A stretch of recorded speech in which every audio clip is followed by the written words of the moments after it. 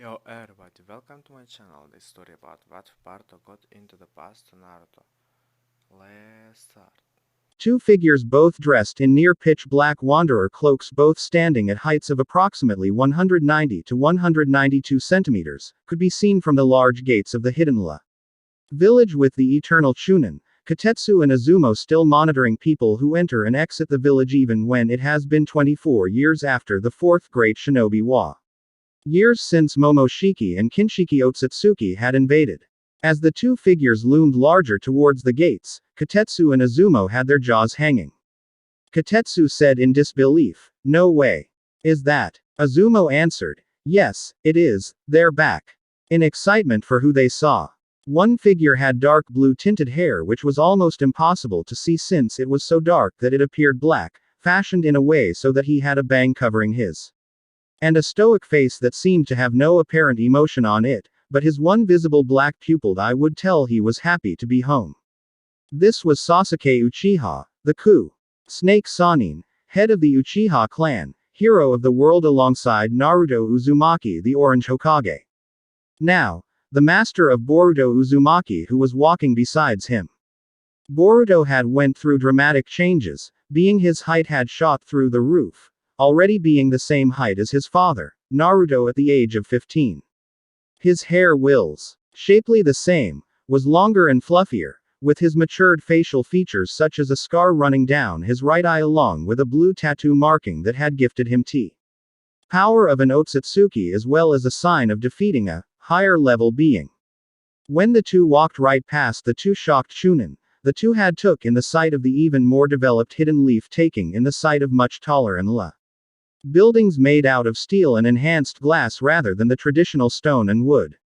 Television displays almost everywhere on every building, but what stood out was the road leading to the Hokage Tower. It had not changed too much in general. The bento store was still there along with his mothers and sisters, Hinata and Himawa Uzumaki respectively. Favorite dessert restaurant was there, and finally the general ninja store.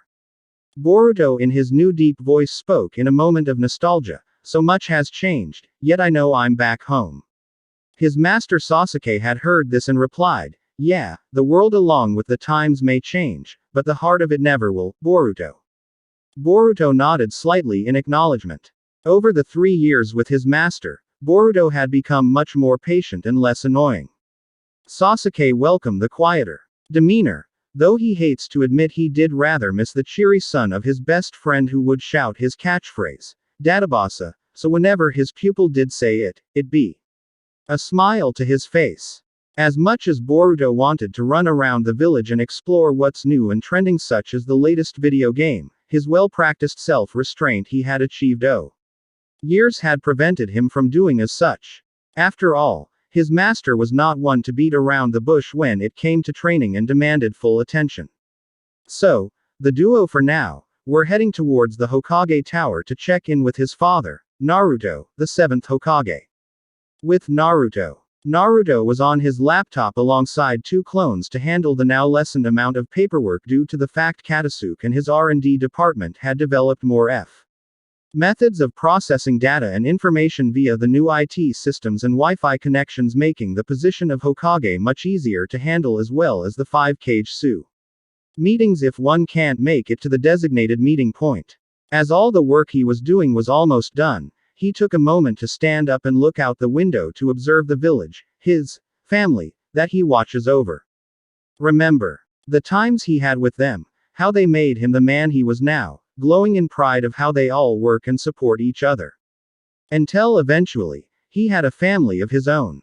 Hinata Uzumaki, formerly Hyuga, after many years of her quietly giving her support to him and he at times when she made a larger effort to get his attention, he acknowledged her, then respected her as he respected a Kage, then admired her more than his idols, and finally, after learning more about his heart and emotions, discovered that he was cluelessly in love with.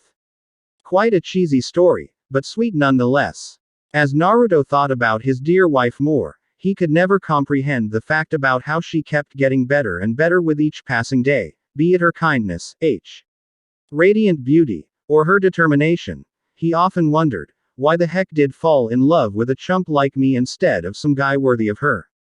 But with the way she has always supported him and taught him the best and worst of things. She always made him want to be a better man. Then came their daughter, Himawari Uzumaki, his youngest child and only daughter, his family's sweet little princess who knocked his shit out on the day of inauguration. Naruto sweat dropped and flushed in embarrassment for being bested by his then toddler daughter. Think about it. The strongest shinobi in history who could take dozens of Chidoris, not have his skull crushed by landing on H. From a vast height, capable of opening all his tenketsu if his wife was mad about not getting some action or wanted to demonstrate to their children some gentle step tech. And could dodge light speed attacks, got knocked out by a little girl who just awoken there by a Kugan. Speaking of which, the last 3 years had been going well for his daughter. Hinata had begun taking Himawari to their grandfather Hiyashi's and Aunt Hanabi's training ku. To begin her kunoichi training. She had immediately shown the most potential in the Hyuga Taijutsu after 1 month of training, which even the elders have admitted was far than what even their uncle Neji had brought out. By the end of the first year, Himawari had managed to successfully complete the 1000 needles training on her first try, only by the end of it having a sweaty forehead and messy hair which she had grown it out down her shoulders. An accomplishment that made the family so proud and delighted they threw an Uzumaki-style party, which was introduced to them by Karen who happened to visit that day. That was one of the first times even Choji said, "There is way too much food." But with the whole Akamichi clan there, along with Naruto, his queen of gluttony Hinata by side and her little heiress to that title, Himawari, they had no problem eating it all. Then 2 years pass. Himawari was truly daddy's little girl. Her chakra reserves, although pale in comparison to his own, were already high Junin level, making Naruto cry joy, meaning his daughter could become the first Hyuga sage. Even better, when Hinata, Hiyashi, Hanabi and Naruto were observing her sparring 5 of the Hyuga's best Lin. At once, they had noticed that her style, despite being almost identical to Hinata's gentle step, Himawari used more swift spins and twirls whilst using sharp hand slashes. Close multiple foes tenketsu at once, and also when she used the rotation, it left visible cuts on people and the surrounding area.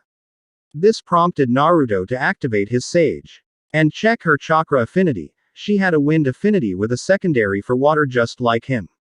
Naruto was happy that even he had something to pass on to his daughter. Jutsu he had taught was his own version of the Hyuga Air Palm, Naruto's Hyuga Special, Wind Release, Drilling Air Wave. By the 3rd year, Himawari had passed her genin exams without a problem. The one thing that the Uzumaki family shared was hard work and determination. And finally, his admittingly favorite child, his eldest and only son, Boruto Uzumaki. Although after Naruto first became Hokage, their relationship was becoming rocky, but after Boruto's Chunin exams and the Otsutsuki invasion, things had become even better than before between the two of them. Once the Chunin exam studium was repaired and help was sent to Kumo to assist Killer Bee's lack of the 8 tails, Boruto and the rest of the contestants were given an chance at the Chunin exams, with Boruto winning the entire event without any form of cheating, much to the jargon of his opponents who thought he was nothing without the scientific ninja tool and joy. However, after all that, Sasuke who was training him had informed him of a discovery on Boruto. His right eye was a brand new dojutsu. Flashback. 3 years ago after the Kurigakure excursion, Sasuke had told him that whatever curse mark Boruto received from defeating Momoshiki had evolved into a special type of Sage Mode seal, not too unlike Orochimaru's curse marks, but more powerful and barely any consequences. This had also caused Boruto's dojutsu to fully awaken. Naruto, curious about this discovery, asked son Boruto, "Would you like to show your old man your eye?" Boruto grinned, "Heck yeah.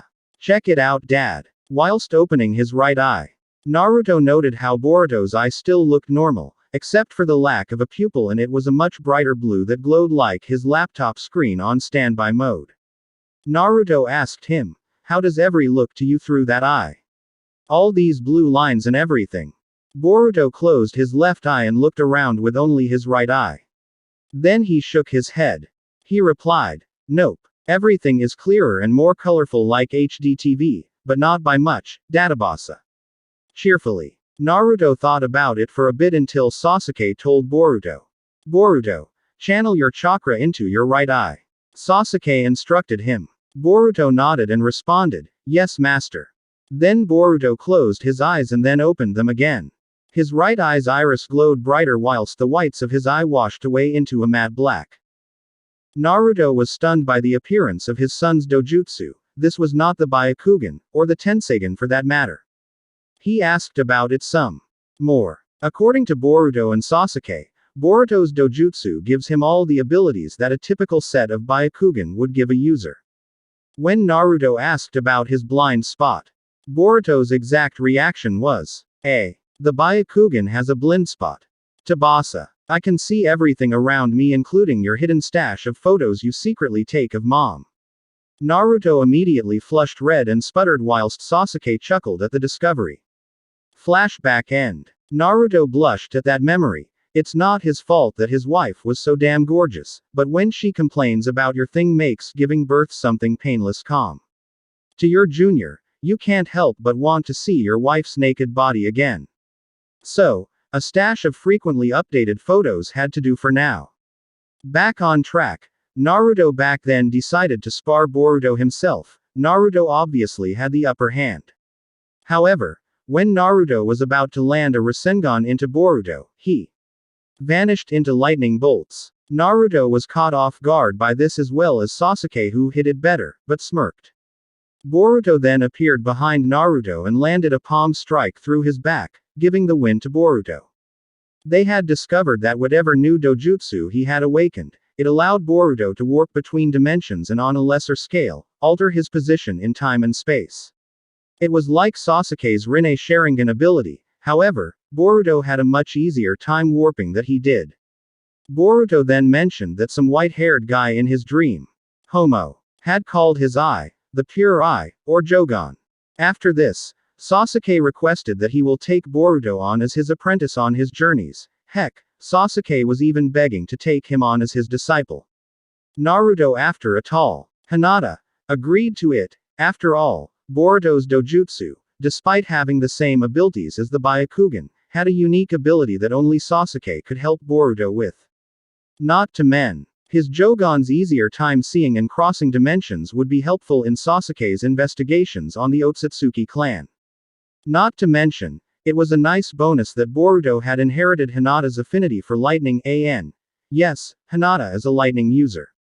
I don't know where the whole, she has wa affinity came from. The Naruto online game even says she's a lightning user, with a secondary affinity for fire. As Boruto and Sasuke left on their training trip they discussed about teaching Boruto the Chidori and making a lightning-style variant of the Rasengan, a task Kakashi and had failed in. A knock on the door to his office had brought him back to reality. He turned around and saw that his clones had dispelled themselves as all the paperwork had been finished. He responded, "Come in." In his Hokage mode. When the door opened, his eyes lit up in joy. Forgetting his position he walked up to the visitor and pulled them into a tight hug that they returned just as passionately. Naruto exclaimed, "Boruto. Welcome home my boy. It's good to see you again, Datbeo." Boruto pulled away with a cheerful face he hadn't pulled in a while. "It's good to see you too, Dad, Tabasa." In a quieter yet delighted tone. Boruto looked at his dad and was happy he was just as tall as him. Although his dad looked at first exactly the same. He took note of the fact that his father's build was much leaner yet broader as his shoulders were more apparent as well as his chest. Boruto knew that his dad was training a lot more now that he had more time. He couldn't wait to see what his dad could do now. Then Sasuke made his presence known. "Yo, Naruto, long time no see." Sasuke greeted with a genuine smile. Naruto grinned at him. "Good to see you again too, Sasuke. Man, it's been 3 years since you guys left for that training trip, you two probably have tons to tell us and Hinata and Hima-chan will want to see you Boruto." Boruto smiled. "I can't wait to see Mom and Himawari again, I wonder how she has been without me," he said absent-mindedly at the end as he remembered how she clung onto him as he was leaving the village. Naruto was thinking for a minute, and as soon as his clones dispelled, a bulb lit up. I know. We'll throw party and get everyone together, Datbeo. Naruto exclaimed excitedly. Boruto and Sasuke smiled at their father, best friend. Whenever he said his catchphrase nowadays, it meant something big was going to happen. The Hyuga Dojo. Hinata was dressed in one of the Hyuga clan's training suits, which showed off all of Hinata's years of harsh training, which kept her young for the next decade or two. Her H was done in a ponytail for the occasion. That occasion. Sparring with her now 13-year-old daughter, Himawari, who was dressed much the same way as her mother, fitting her developing figure. Hinata noted that Himawari was quite matured for her age, even more so than Hinata was at that age, and maybe just a tad bit leaner. Also, she knew from how much she grown in height, Himawari definitely did not get Naruto's height, but the most prominent feature on her daughter was her hair, which was now down to her mid-back. Himawari looked almost like her mother, except she had blue sparkling eyes and her long bangs, which would have framed her adorable face that had Naruto's round cheek pulled behind her ears. Also, Himawari had a little antenna of hair on top, as well as the rest, that her hair, being just as silky as Hinata's, was more twirled and intertwined. Fell back to their spar. Hinata was taking a few steps back from her daughter, who charged at her. Himawari sent a palm strike towards Hinata with her right arm, which Hinata twirled around, then transitioned into a leg sweep with her left leg, hoping to trip her mother OV. However, Hinata simply cartwheeled over her Himawari whilst at the same time pushing her by placing her right arm on Himawari's back. Himawari went sliding a few meters away, but readied herself once more for one last attack.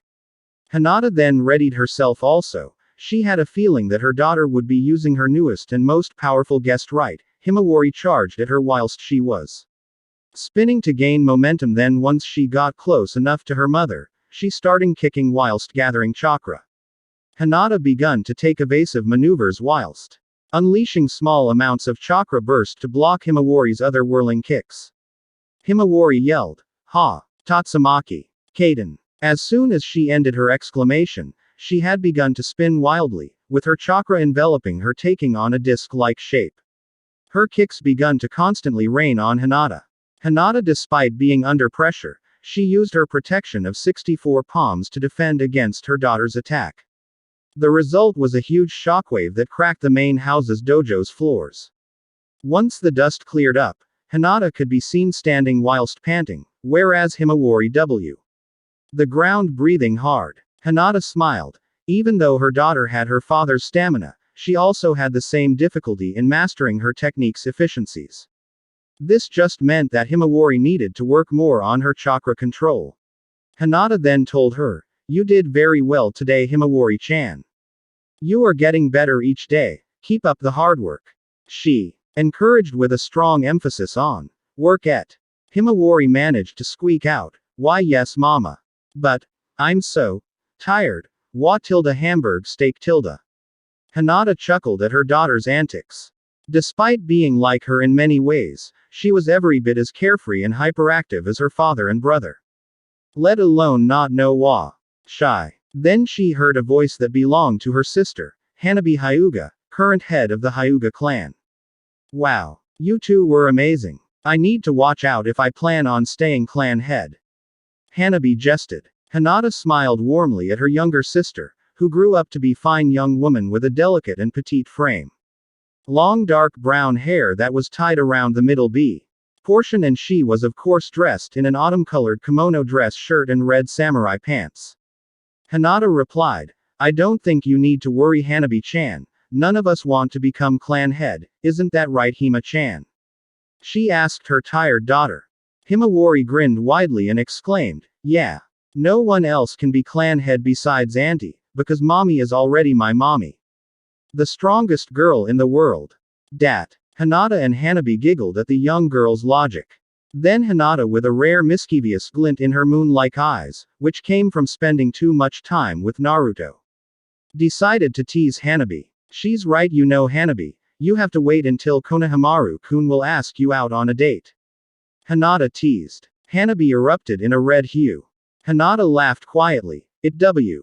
secret that the two young rivals were secretly, spending time with each other and texting each other when they could due to Boruto's blackmail. Hanabi then tried to reason. I can't. You know, the clan laws and stuff. Hinata shook her head in amusement at the bad cover-up. Why? Contrary to what others may think, there was a huge misconception that people had of the Hyuga clan B. Nobles. They weren't by law. They just followed the traditional clan lifestyle and rules. But weren't nobles due to being a shinobi clan. In other words, they were a big family that just had a lot of money and a lot of influence along with a fearsome reputation as ninjas. To nobles, they were just another nin. Clan. So, the whole, arranged marriage thing, selective groom choices and meeting with nobles was all bogus. Otherwise, Ino would have been bombarded with tons of marriage forms instead of annoying dates. Then Himawari unintentionally made things worse for her auntie. Yay. Big brother Konohamaru is going to be my uncle, Databasa. She exclaimed excitedly whilst still on the floor. Hanabi turned as red as Hinata used to as she playfully glared at her niece whilst Hinata struggled to contain her laughter. However, someone's aged laughter wasn't contained. Ha ha ha. Don't be so shy, Hanabi. You can date anyone you want. After all, your father wants to see more grandchildren filling in these rooms. Ha ha ha. Hiyashi said. Hanabi was mortified, whilst Hinata started letting her laughter out and Himawari just laughed at her auntie's embarrassed face. Then someone else entered the room and announced their presence. Naruto greeted loudly. Yo. Hinata, Himawari, Hanabi and father, good to see you're all having fun. With a cheesy grin he rarely wore nowadays. Hinata's eyes lit up at the sight of him. Naruto-kun. How was your day? She greeted and asked him whilst she went up to him to give him a kiss. Naruto gladly returned it, more than he should have as he forced his tongue in to deepen the kiss and savor the cinnamon flavor of her mouth. This time, it was Hanabi's smirk while Hiyashi shook his head at the scene, but Himawari got up and cheered for her parents whilst running up to them. Naruto and Hinata both separated as Himawari jumped on them into a big hug. While that was happening, a deep but familiar voice got their attention. Hey, you got room for one more. The new voice said. Hinata and Himawari looked up at the person and their breathing slowed. Hinata stammered out whilst having tears well up in her eyes. Boruto-kun. She said his name in disbelief whilst walking up to him and touching his face just to see she wasn't dreaming. Boruto smiled to his mother. Yes, it is Mom, I'm back.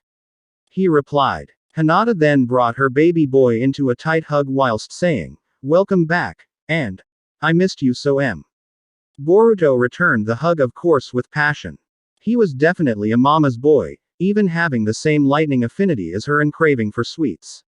Once Hinata let Boruto go, she noticed how tall he had become.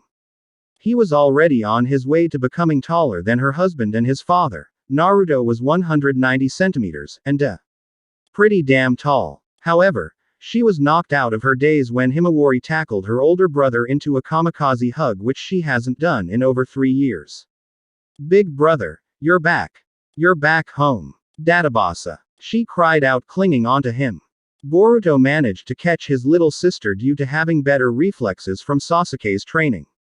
He grinned cheekily at Himawari, something that he only did when he was excited nowadays. Yeah, I'm back Hima-chan. I missed you a lot and I can't wait to train with you, Databasa. He exclaimed excitedly. The two siblings laughed amongst themselves forgetting about their surroundings, until their grandfather, Hiyashi gripped them both into a tight hug that Boruto, no matter much he would train, can never escape. Boruto. Himawari. Your grandpa is happy to see you both. Hiyashi said. The rest of the family began to swarm the hugging trio. Everyone was now cuddling up with each other. Father, mother, son, daughter, auntie and grandfather were reunited.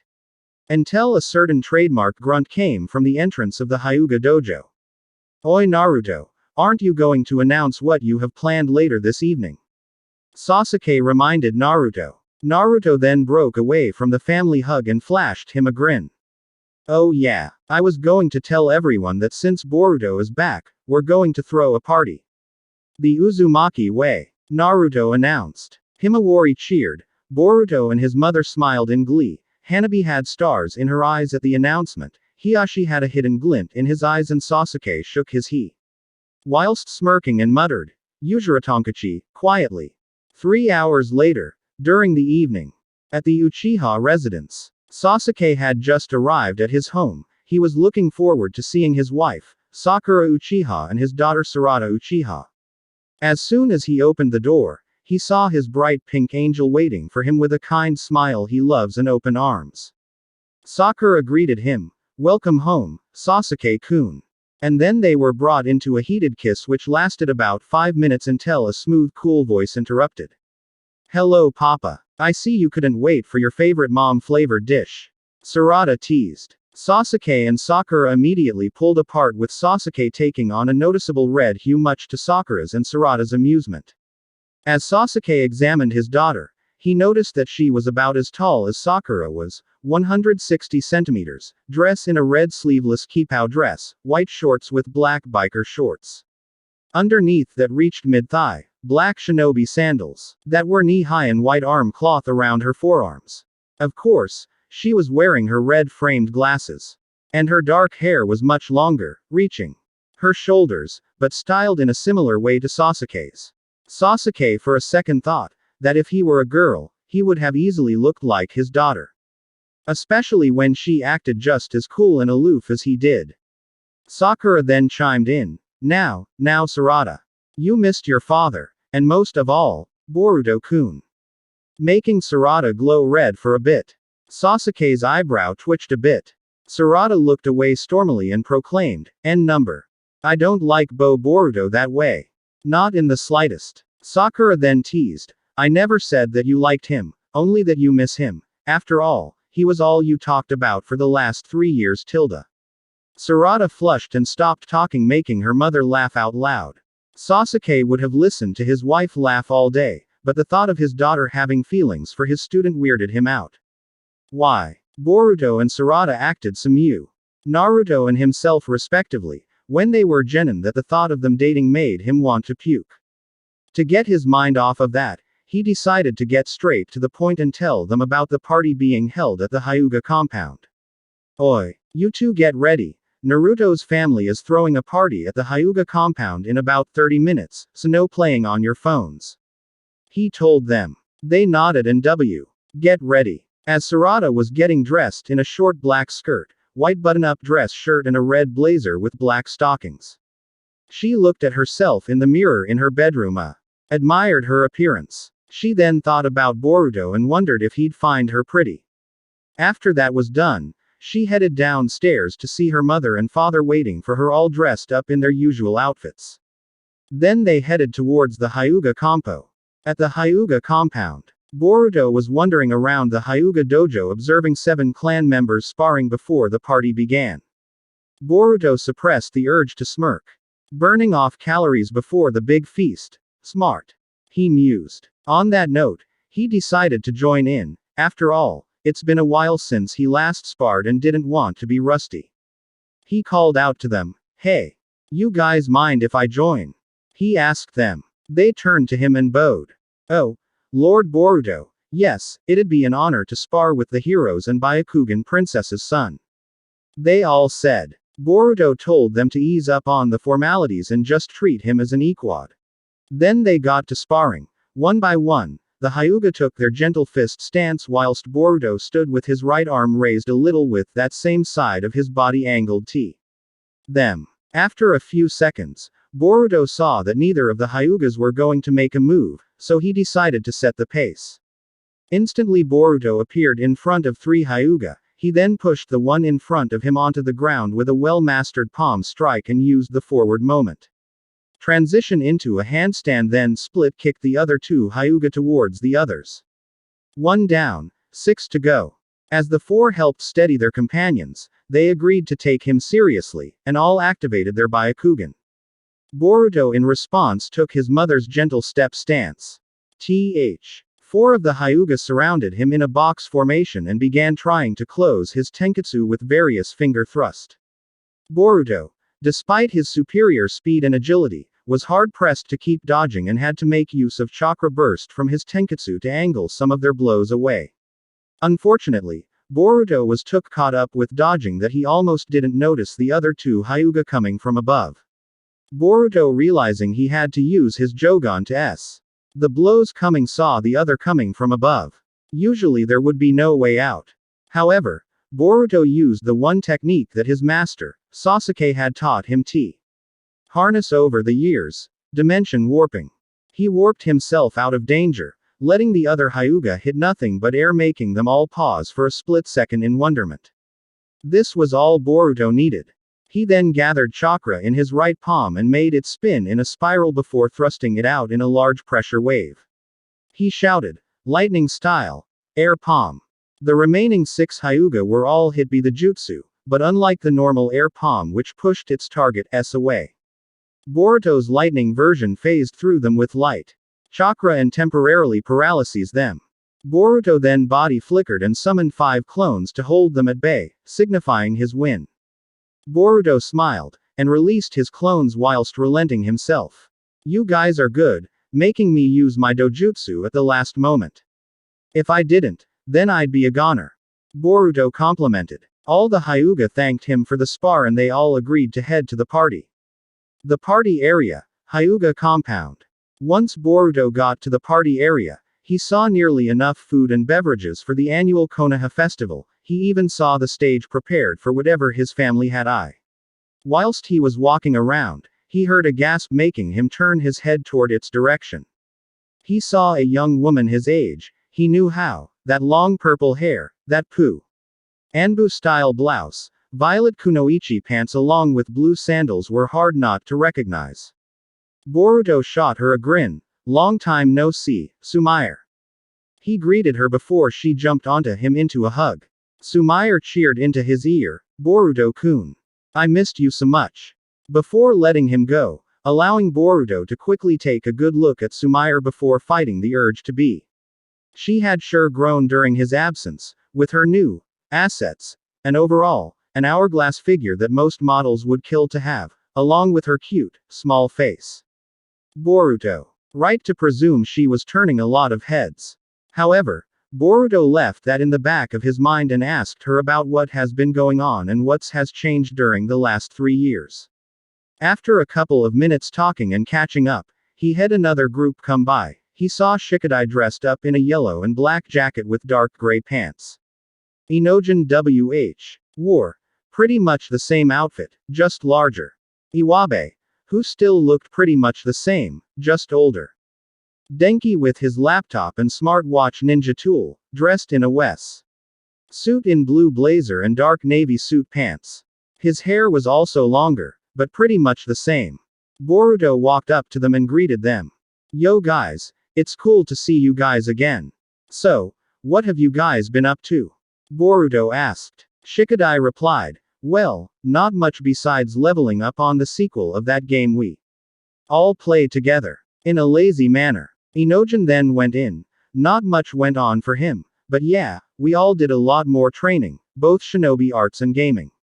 And I've been drawing a lot with your sister over 3 years. Inojin informed. Boruto nodded and smiled. He was glad that his younger sister wasn't completely alone, as Inojin must have kept her company. That alone was enough for Boruto to give H. blessing to date his family's little princess, if he ever thought about. Denki then added, ah, well, there are some new burger joints you probably want to try out soon. I collected some coupons for you whilst you were gone, so I can't wait to out with you again, Boruto. He said in excitement. Boruto flashed his old cheesy grin at Denki, his best friend since the academy. Especially since he collected coupons for him. And then Iwabe joined in. Yeah. Other than that, you and I got to spar soon. I'm sure I can beat you this time, Boruto. Boruto gave him a smirk. Anytime Iwabe, Databasa. They all had a good laugh and they began to converse with each other whilst enjoying the party food and drinks. As time passed, one loud voice called out to Boruto, making him look at them, and he saw Chow Chow. Chubbier than before and dressed in a pink kimono and baggy shorts. Oi, Boruto, save some for me. Munch, Chow Chow told him whilst eating 3 dango sticks at once. Boruto's sweat dropped and laughed in amusement at her antics. He really missed all his friends. As he looked her way again, he noticed one more person behind her. This girl really caught his eye. He first started from the bottom looking at this girl's slender yet toned L. Clad in thigh-high black socks and dark red high heels, a short black skirt that stopped mid-thigh, then her slim upper body dressed in a white frilly button-up shirt and a RO blazer. Then he saw the girl's narrow, yet beautiful face. She had dark long hair like silk that stopped past her shoulders, and red frame glasses. As soon as Boruto saw the glasses, he immediately suppressed the urge to compliment this woman's appearance. This was Sarada Uchiha. She sure did grow to be very PR. But as his rival, he would never admit that to her face. So, he kept using the excuse, she's not pretty. She looks and acts like a female version of her dad. A very pretty version. Damn it, get a grip Boruto. Sarada then spoke up in cool, smooth voice. Nice to see that you're back, idiot Boruto. Sarada addressed him with a cocky smirk. Boruto grinned. Good to see you too, Sarada. Now that I'm back, I think I'm ready to beat you down. Databasa. Sarada smiled at his verbal tick. Despite his quieter personality, he was still the same Boruto on the inside. She then added, you really are an idiot, Sarada ended passionately. Boruto looked around a bit more and noticed something. Hey Sarada, where's Mitsuki and Metal? He asked. Sarada responded, he's with his mother. Father. Whatever gender he is, yeah, he's with his parent Orochimaru for training and Metal is with his dad training and woe. On his nervousness, Boruto nodded, making he and all his friends celebrate his homecoming. The party was loud and fun, with various performances by the Hyuga, Inojin's animated storytelling. His father, since a lot of kids were around, sang the Tailed Beast countdown song he used to sing as a lullaby to he and his younger sister when they were babies. Once the performances were over, people started getting really full. Naruto and Boruto were almost stuffed, but what really took the cake was Hinata and Himawari, who eaten more than half the Akamichi clan themselves. Since Naruto and Sasuke were too full, they decided to drink themselves crazy, getting drunk to the point they started arguing whose wife was better. Naruto began with, Oi Tem. My Hinata is way better than Sakura-chan, Tabeo. Earning a blush from his wife and a tick mark growing on Sasuke's forehead. Sasuke rebutted.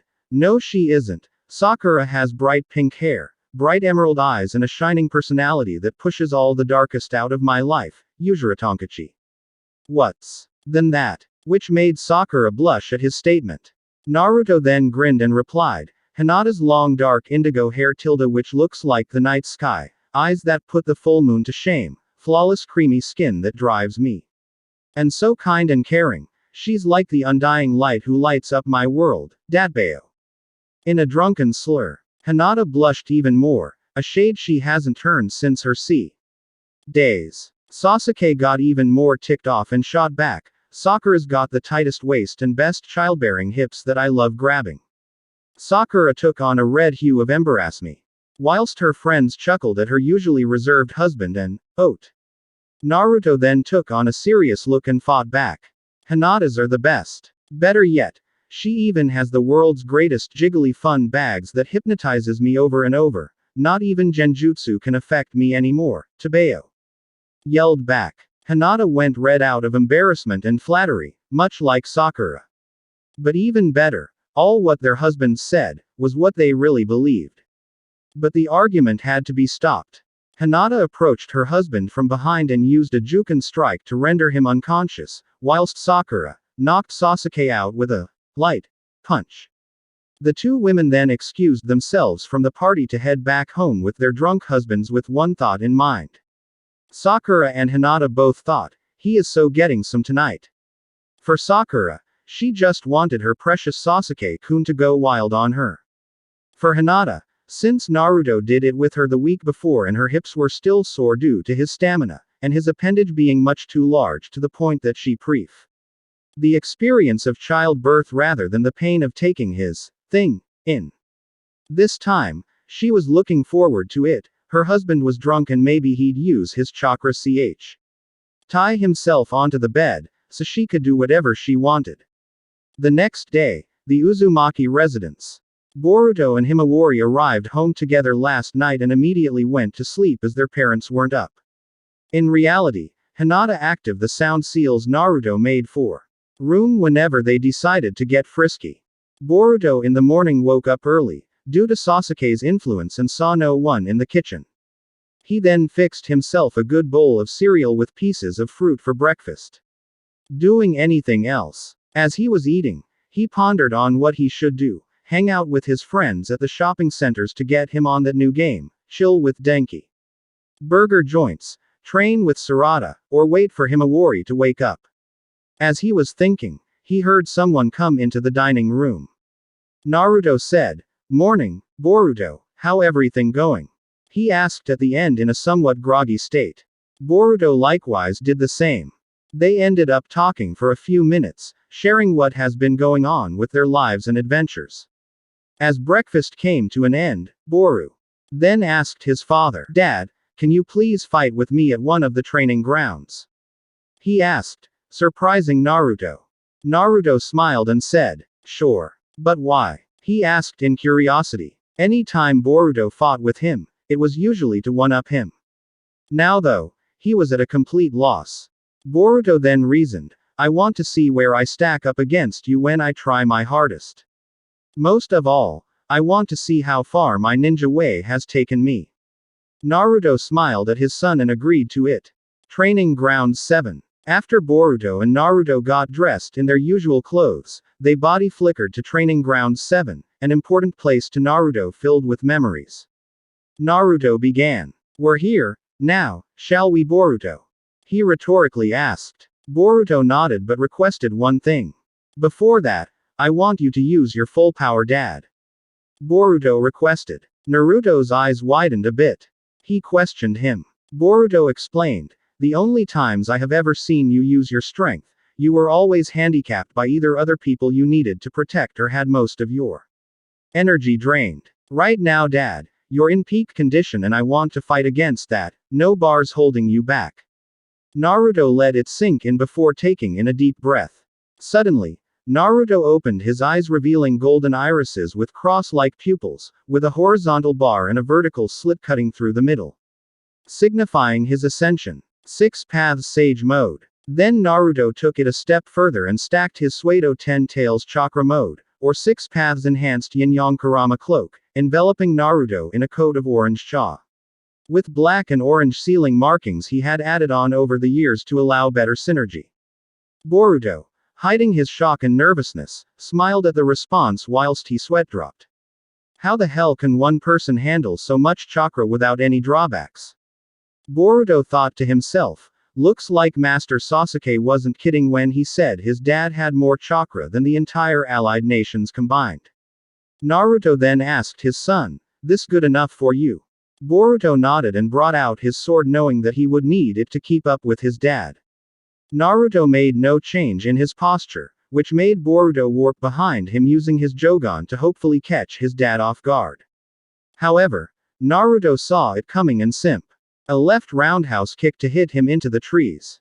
Boruto hit a few dozen trees hard. He could not believe how much power was in that simply kick. This was the pressure his master rivaled. Getting those thoughts out of H head, Boruto quickly recovered and activated his Jogan at its current max to wrap himself back to where his father was. The distance was about 1 kilometer away, so it took more chakra to wrap him there, to the point lightning came forth from his right eye and shrouded him before making him van. Boom! He was back to where his father was waiting for him, with a gold rosin shuriken in his right hand which he tossed at him, like it was a completely ordinary Fuma shuriken. Boruto charged his body with lightning chakra to speed up his body before body flickering away from the rosin shuriken that went straight up into the air. He then dashed towards his father once more with a lightning Rasengan tossed towards Naruto. Boruto said in his mind, lightning style, rosin Tesla core. As the storm of high current electricity came Naruto's way, he simply unleashed a trio volley of wind great breakthroughs to cancel it.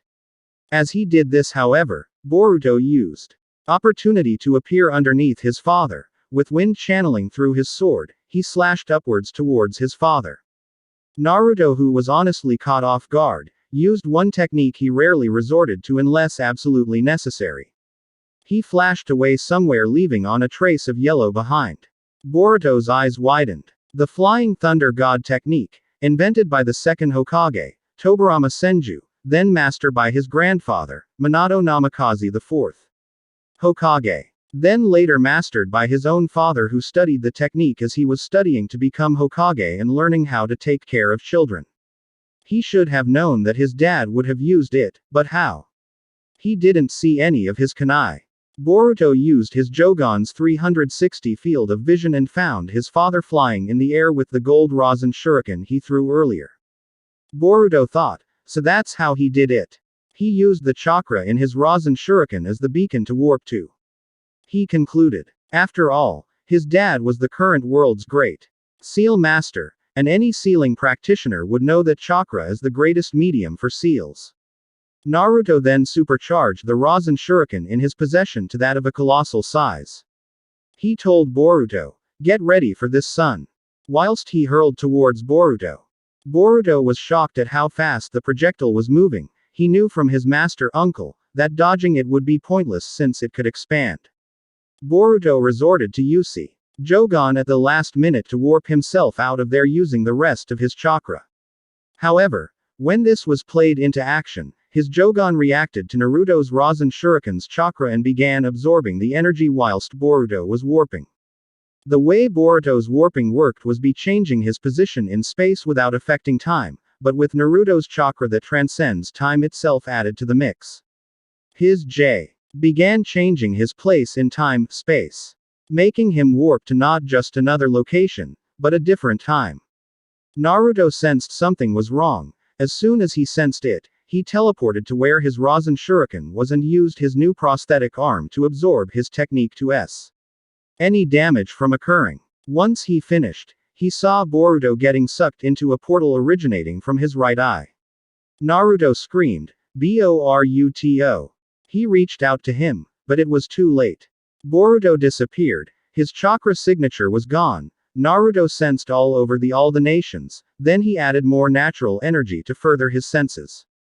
Nothing. Boruto W. Gone as if he never existed. Naruto deactivated his power-ups and began hyperventilating.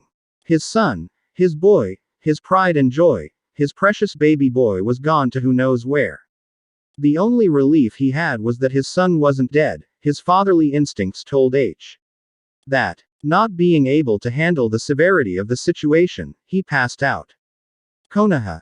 Training Grounds 7, 20 years in the past. In the middle of the empty training grounds, Boruto suddenly appeared out of a spiraling rip in space which spewed him out. Boruto ended up on his knees due to chakra exhaustion and closed his right eye to save himself from the pain. He then looked around with only his left eye and took note of the 3 logs and tree line looking much younger. The landscape was also free from any damage that should occurred from his battle with his father. Boruto had one conclusion in mind but needed to look around a bit more. Traveling to other dimensions wasn't anything new to him, as that was what Sasuke was teaching. As part of his training, he also taught that the very first thing he must do after traveling to another dimension, he should look around. He decided to do just that whilst he stuck on a chakra replenishment band on his neck to restore his chakra gradually. He was already feeling much better, so he took off in direction of the village for more information. Meanwhile, Boruto was walking to the gates. A certain blonde knucklehead was rehabilitating Sion, getting his feelings back, trying to ignore his comments about his penis. This was Naruto. He was helping his friend Sai out about emotions whilst at the same time learning about feelings himself, especially love, in secret. He didn't want others that he took had problems with recognizing what he was feeling. But more importantly, he yelled at Sai. "Shut up, Sai. My equipment isn't lagging. It is decent and in working order, Tabeo." A 15-year-old Naruto yelled. Sai just smiled, more ticking him off. Naruto was sure he wasn't small. When he and Sasuke's hands were stuck together, then were forced to pee together, unknowingly see each other up. That was the first time Sasuke ever admitted defeat in his exact words, "TCH. You beat me this time. So, If having a 12-inch package was small, then what did that make Sasuke? Meanwhile, a few outsiders, mainly girls, giggled at him. With Boruto finally made it towards the village gates, with chakra replenished, and the ache in his right eye was gone, allowing him to open it. Boruto mused, nothing beats 3D. Databasa. Whilst he passed the gates, he missed the shocked looks of Kotetsu and Izumo, who were too petrified to even check his ID. Boruto simply walked in the village gates Taki. Of the different village structure, remembering his parents' stories of how Konoha had to be rebuilt after his dad became a hero. Kotetsu stammered out, "Oi, did you just see that guy?" Izumo replied, "Yeah, I could have sworn that he looks just like Naruto, but way too tall." They both nodded and sent a messenger bird to the Hokage about this man. As Boruto wandered the streets, he saw the people giving him weird looks, not ones of hatred, but rather mystified looks due to his appearance. He rationalized it as most likely due to his clothing being a little bit too high-end compared to this time period. Speaking of which, he definitely knew he was in the past. No. He only saw 5 of the Hokage faces on the mountain, and what supported this argument even more. No Wi-Fi. He tried calling his parents, but there was no signal. Boruto sighed. He had to find a way back home soon before he changed, and he didn't feel like meeting the current Hokage at the moment. He never felt too comfortable around his great-grandmother figure, Tsunade Senju. But what choice did he? He thought about trying to find his dad's younger self for help, but thought against it as his dad and his uncle Sasuke had told him stories of how Naruto back then wasn't as wise as he is as Hokage. It wasn't that Naruto wasn't smart. He was just handicapped to the point that he barely had an education which he received after the war. As B was about to head towards the Hokage tower, he instead was stopped by a Hyuga man. "Naruto," this man said, baffled. Boruto looked down at him and saw someone he vaguely recalled in his memories. He decided to find out who this Hyuga was. Boruto answered, "No, but excuse me, who might you be?" he asked. The man apologized humbly before answering. "Forgive my rudeness, I'm Neji Hyuga," he replied whilst bowing, which Boruto quickly told him not to do that with him. Boruto was shocked. "Uncle, Neji," he thought. He always wanted to meet his late uncle since his parents always described him as being very caring and strong, even if a bit uptight, which he could easily see.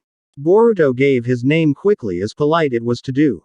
"My name's Boruto. Pleased to make your acquaintance, Mr. Neji," he told him. Neji nodded but asked him, "And your last name?" Boruto told him he would prefer to keep it to himself and needed to get going, which Neji allowed, but not without a suspicious glare at Boruto's back. He bears an uncanny resemblance to Naruto. There must be a connection between them, Neji theorized. As Boruto managed to walk a few meters in front of Neji, 2 Anbu appeared in front of him.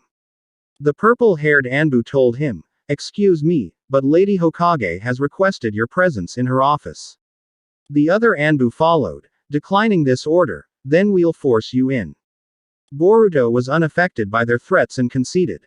He needed to see Tsunade anyway.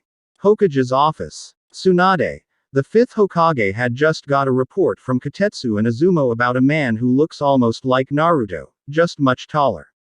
She immediately ordered her Anbu to this man to bring him in for questioning. If this was an imposter, then she'd destroy the one pretending to be her little brother figure. If it happened to be a relative of Naruto, then she'd demand why he wasn't there for Naruto during his childhood. As she was thinking about this, 3 figures appeared in front of her, 2 of her Anbu who were immediately dismissed, leaving only the blonde dressed in black behind. Tsunade looked at him and saw that he really did look like Naruto, only with neater hair, fluffy instead of spiky, one almost pupil less baby blue eye, with other being the S shade as Naruto's, and black and red clothes. Honestly, she thought Naruto should start wearing black since it'd look good on him. But back to the case, she began to ask him questions in an intimidating voice. Tsunade asked, "All right, who are you? And state your business here."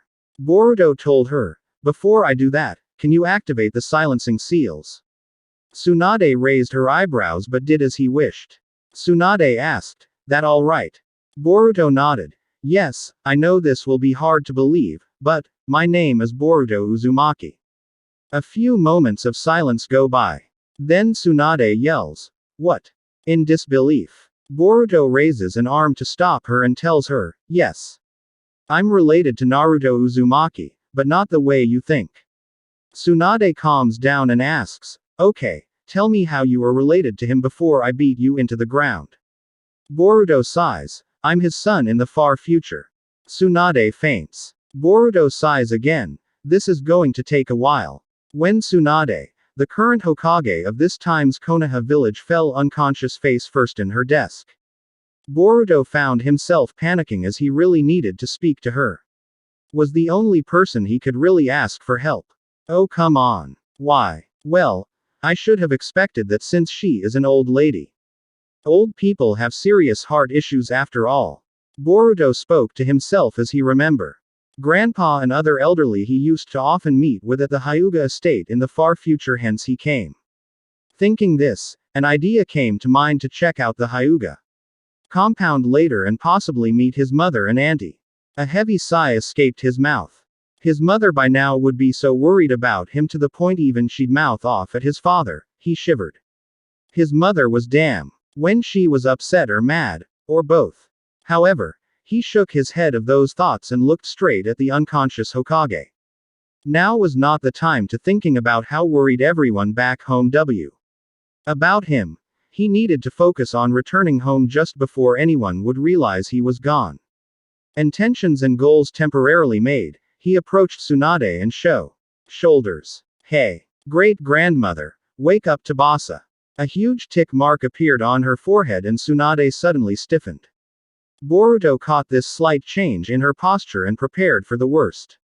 Tsunade arose from her short slumber and broke the desk along with cracking the wooden floor below in her rage to destroy the one who awoke her. Who the heck are you calling great-grandmother? Punk. Tsunade wailed, her fist which barely missed his face. Boruto stepped back with a screech, yeet. As soon as that was over, Boruto's gaze met Tsunade's, who immediately recalled what this man just told her. She stood up abruptly and quickly pointed her finger. You. All right. You better explain to me right now what's going on.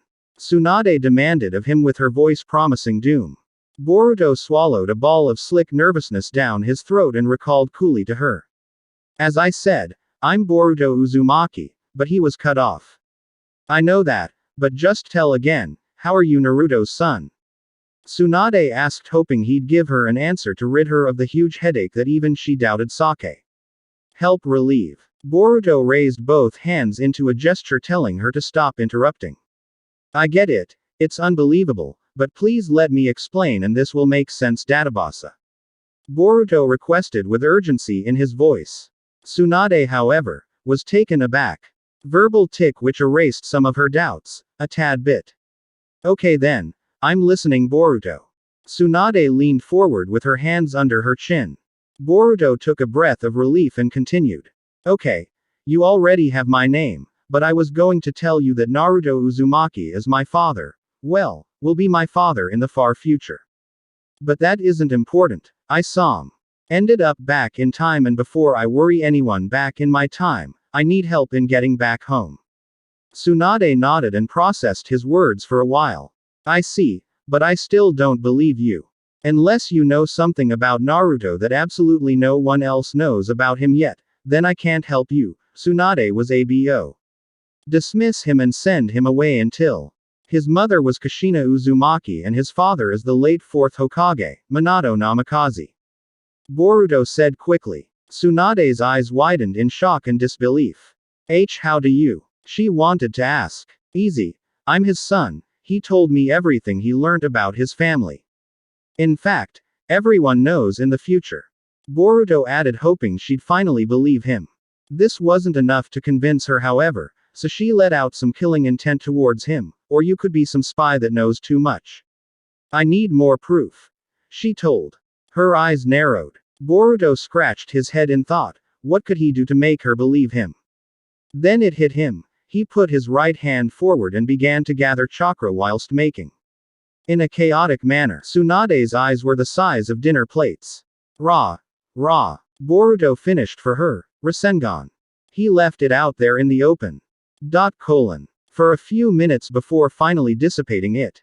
Tsunade coughed into her hand and resumed her Hokage mode. Well, you have me convinced now. No one besides me, Jiraiya, maybe Kakashi and some others who knew his parents know this. Not to mention that the Rasengan isn't copy. Now, what did you need help with? Tsunade asked him. Boruto smiled. Yes. I'm so glad you believe me.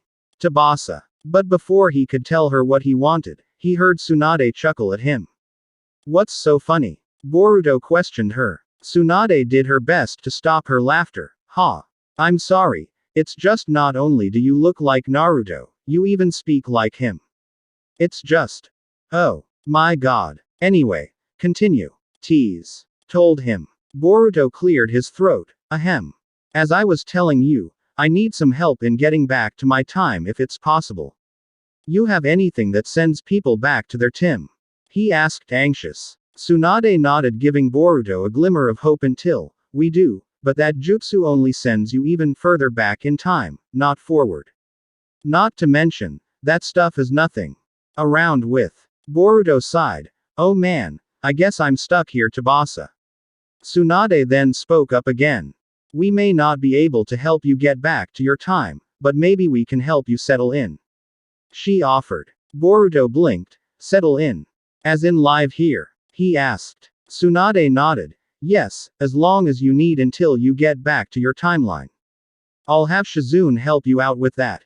Tsunade turned the seals off before calling for assistant. Shizune. The aforementioned assistant came. Yes, Lady Tsunade. And Naruto. How did you get so tall so quickly? Shizune noticed Boruto standing next to her. Boruto smiled whilst Tsunade cracked up. Shizune then asked, what's so funny, Lady Tsunade? Aren't you curious as well? Tsunade slowly simmered down her laughter at her clueless assistant. Oh boy, Shizune, you're going to be in for a big surprise when he tell you who he is. Shizune tilted her head in confusion, which Boruto took as his sign to tell her who he is. Nice to meet you, Shizune. I'm Boruto Uzumaki, and wait. He stopped her from reacting to his last name with hands frantically raised. He continued his speech when he certain Shizune wasn't going to interrupt. Moving on. I'm an Uzumaki because my father is Naruto, but that's way ahead into the future, like almost 3 or 4 years in the future, Tsubasa. Boruto told her. Shizune's mouth was agape whilst Tsunade rubbed her forehead. Lady Tsunade. You don't believe what you're hearing, do you? Shizune questioned what she just heard and her master's thoughts. Tsunade grunted an affirmation. Assistant. I do in fact believe him. I can hear it in just how he speaks. Not to mention his clothes makes him stick out like a sore thumb. Tsunade noted. Shizune was baffled by how her master had believed this man, being her assistant and all she took charge. Lady Tsunade. But we have to take proper measures. I suggest maybe a blood test done in private. Shizune suggested. Boruto blanched. He never quite got over his distaste for hospitals ever since he was given his first injection. And he knew what a blood test involved. Tsunade agreed. Way ahead of you, Shizune. As much as I believe you, Boruto, I still need to see some actual proof. You understand that much, right? Boruto replied. Yeah, I do. He expressed forlornly as he knew couldn't avoid the needle. Tsunade's eyes glinted. Now then, if you are the brat's son, then he got married, right? Boruto answered. Yeah, obviously. Why'd you ask, Databasa? Well then, who is your mother? She asked, which made Shizune calm down in her worry about Boruto and light up in curiosity and excitement for who Naruto Mar.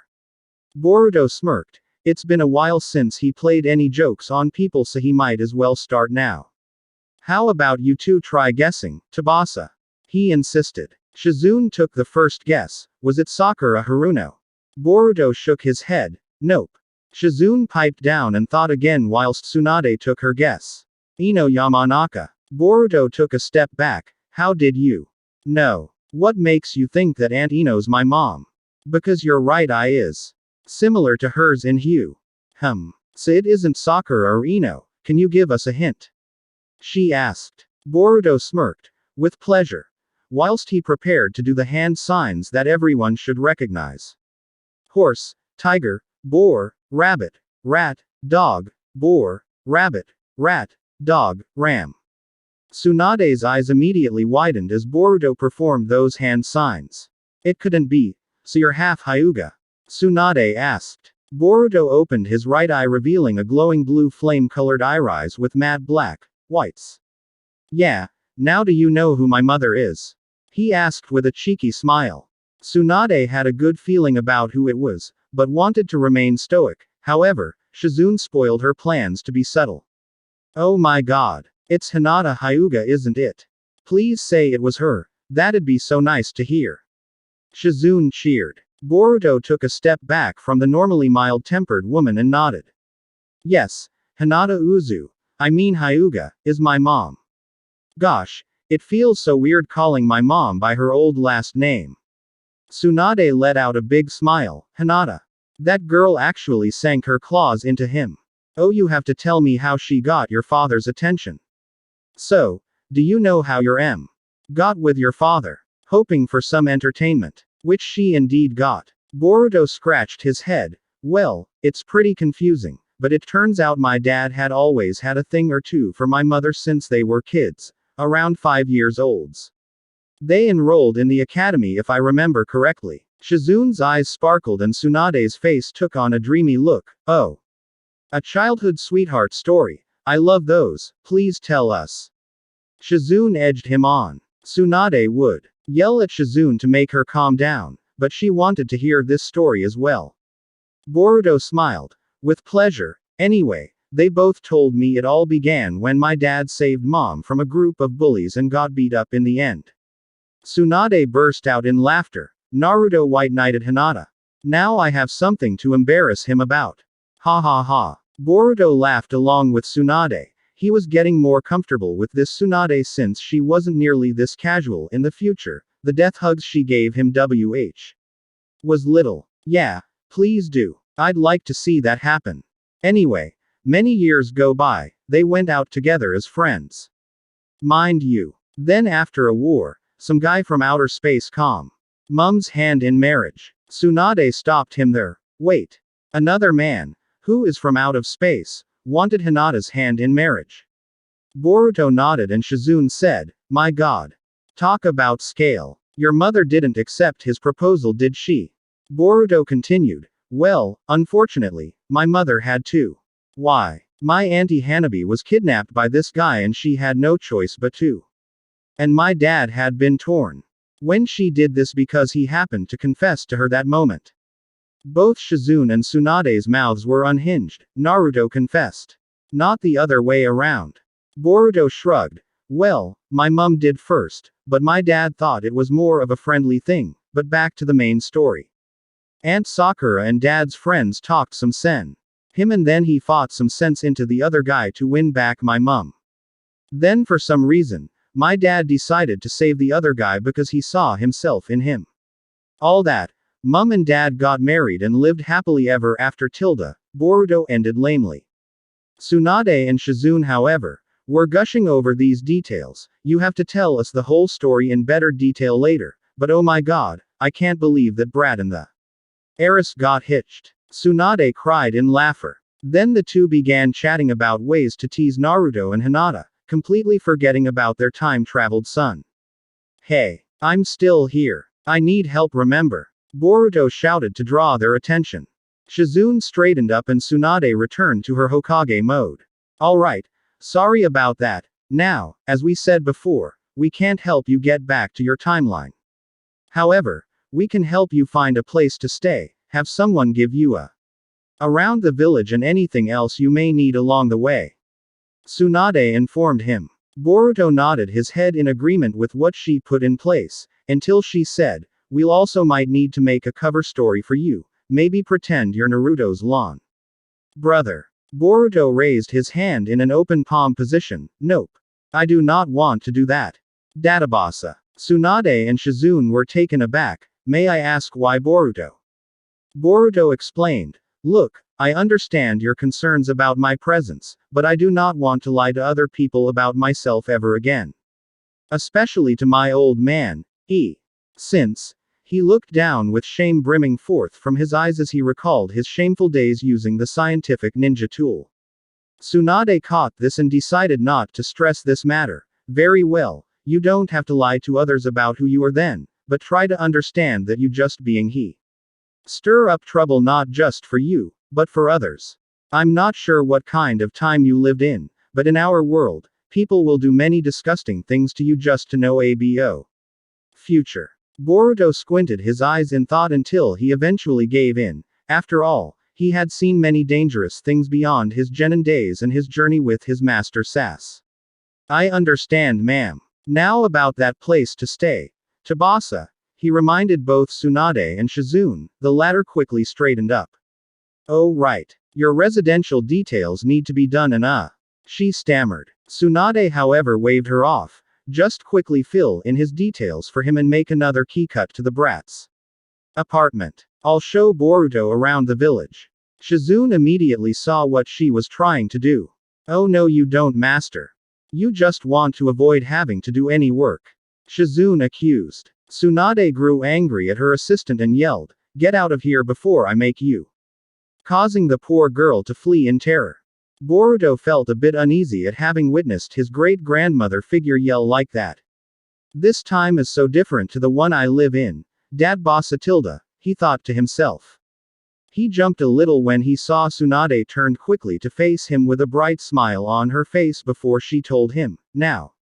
Follow me brat's brat." This irked him a little, but he didn't voice his thoughts. If the stories about Tsunade were true then he didn't want to piss her off. Main Street. Konoha, Market District. 15, or around 20 minutes later, Tsunade had led Boruto to what seemed like the shopping strip of this time's Konoha. He saw that despite the lackluster size of these they still populated most of the street's space on every side and corner. However, he noticed one of the restaurants he had been well acquainted with since his childhood. Whoa, Amaguriyama Sweets. It's still here, Tsubasa. He exclaimed in shock. Catching this, Tsunade laughed. Well of course it is. It's been open since the end of the Third War, why are you so shocked? Boruto looked back at her and simmered down. Well, I know it's been open for a long time, but I didn't think it was so old. He spoke in awe at the sweets store. Seeing Boruto's gazing at the store, Tsunade decided to take it easy on the poor kid, especially since seeing the village in the past might have been a major culture shock. Well then, let's get ourselves some treats why don't we? Tsunade insisted, causing Boruto to panic a bit. But aren't you meant to be showing me around? This is showing you around. Now hurry up brat. She cut him off. Boruto huffed before he followed her into Amaguriyama Sweets. Bang. His head bumped into the top hinge of the door. Ouch. Why are these damn doors so short, Tsubasa? He cursed. Inside of Amaguriyama. Once inside, Boruto took a look around the establishment, drinking in his surroundings. Despite the difference in infrastructure, the layout of the store was more or less the one in the future, traditional, warm and cozy. Just like I remember it being, Tsubasa Tilda, he relaxed himself. However, Tsunade gave Boruto a slap on his left shoulder. What are you standing around for? Go and pick out what you like. She edged him on. Oh. Right. Excuse me miss. Boruto stumbled forward towards the counter where a waitress was waiting. The girl came to the counter before she looked up really high just to look at Boruto's face. She had many tall customers, but never of this structure. Yes sir. What would you like to have today? She asked as she normally would with anyone else. Boruto gave her a cheerful grin. I'd like to get the salted caramel glazed dango, Tsubasa. Instead of the usual, okay. He was used to hearing. He was given I beg your pardon. From the waitress. Boruto blinked a little. I said salted caramel glazed dango. Dat. Bossa. He said slowly, hoping she understood. The waitress just gave him a weird look before breaking the news to him. I'm terribly sorry sir, but we don't have anything like that here. Boruto's forehead began to sweat. Wait, you mean, okay. How about peanut butter and raspberry jam donuts? He said next. But the waitress shook her head. We don't have that either. Besides, what's peanut butter? Boruto's complexion began to lighten up quickly as his dread did also. No. No. It couldn't be, Databasa. So you guys don't even have vanilla cream and syrup? He said. Unfortunately, she shook her head again. Nope. Whatever you're asking for, we don't have it. That was it for Boruto. He dropped to his knees and fake tears began to run down his face. No way. My favorite desserts don't exists yet, Tabasa. He silently cried. Seeing Boruto become all depressed, Tsunade gave him a look of pity before stepping up to the counter. Hey Missy. We'll have 3 sets of today's special. She slammed the fat load of Ryo on the counter. The waitress stumbled back. Huh. Yes. BBB, but this is too much, Lady Hokage. Tsunade grinned. That's because I want you to get some sake while you are at it. Now go and get me that good stuff. The waitress quickly bowed and complied. She knew of Tsunade's wraith and didn't want to mention that they don't sell sake here. Why yes. Right away ma'am. The poor girl took off, leaving behind a satisfied Tsunade with a grin across her face. Beside her was Boruto, who was still weeping from the fact that Amaguriyama didn't serve his favorite sweet treats. You. Get off the floor. We need to find some good seats. She told him. Boruto however didn't respond, only quietly lamenting over what he had just uncovered.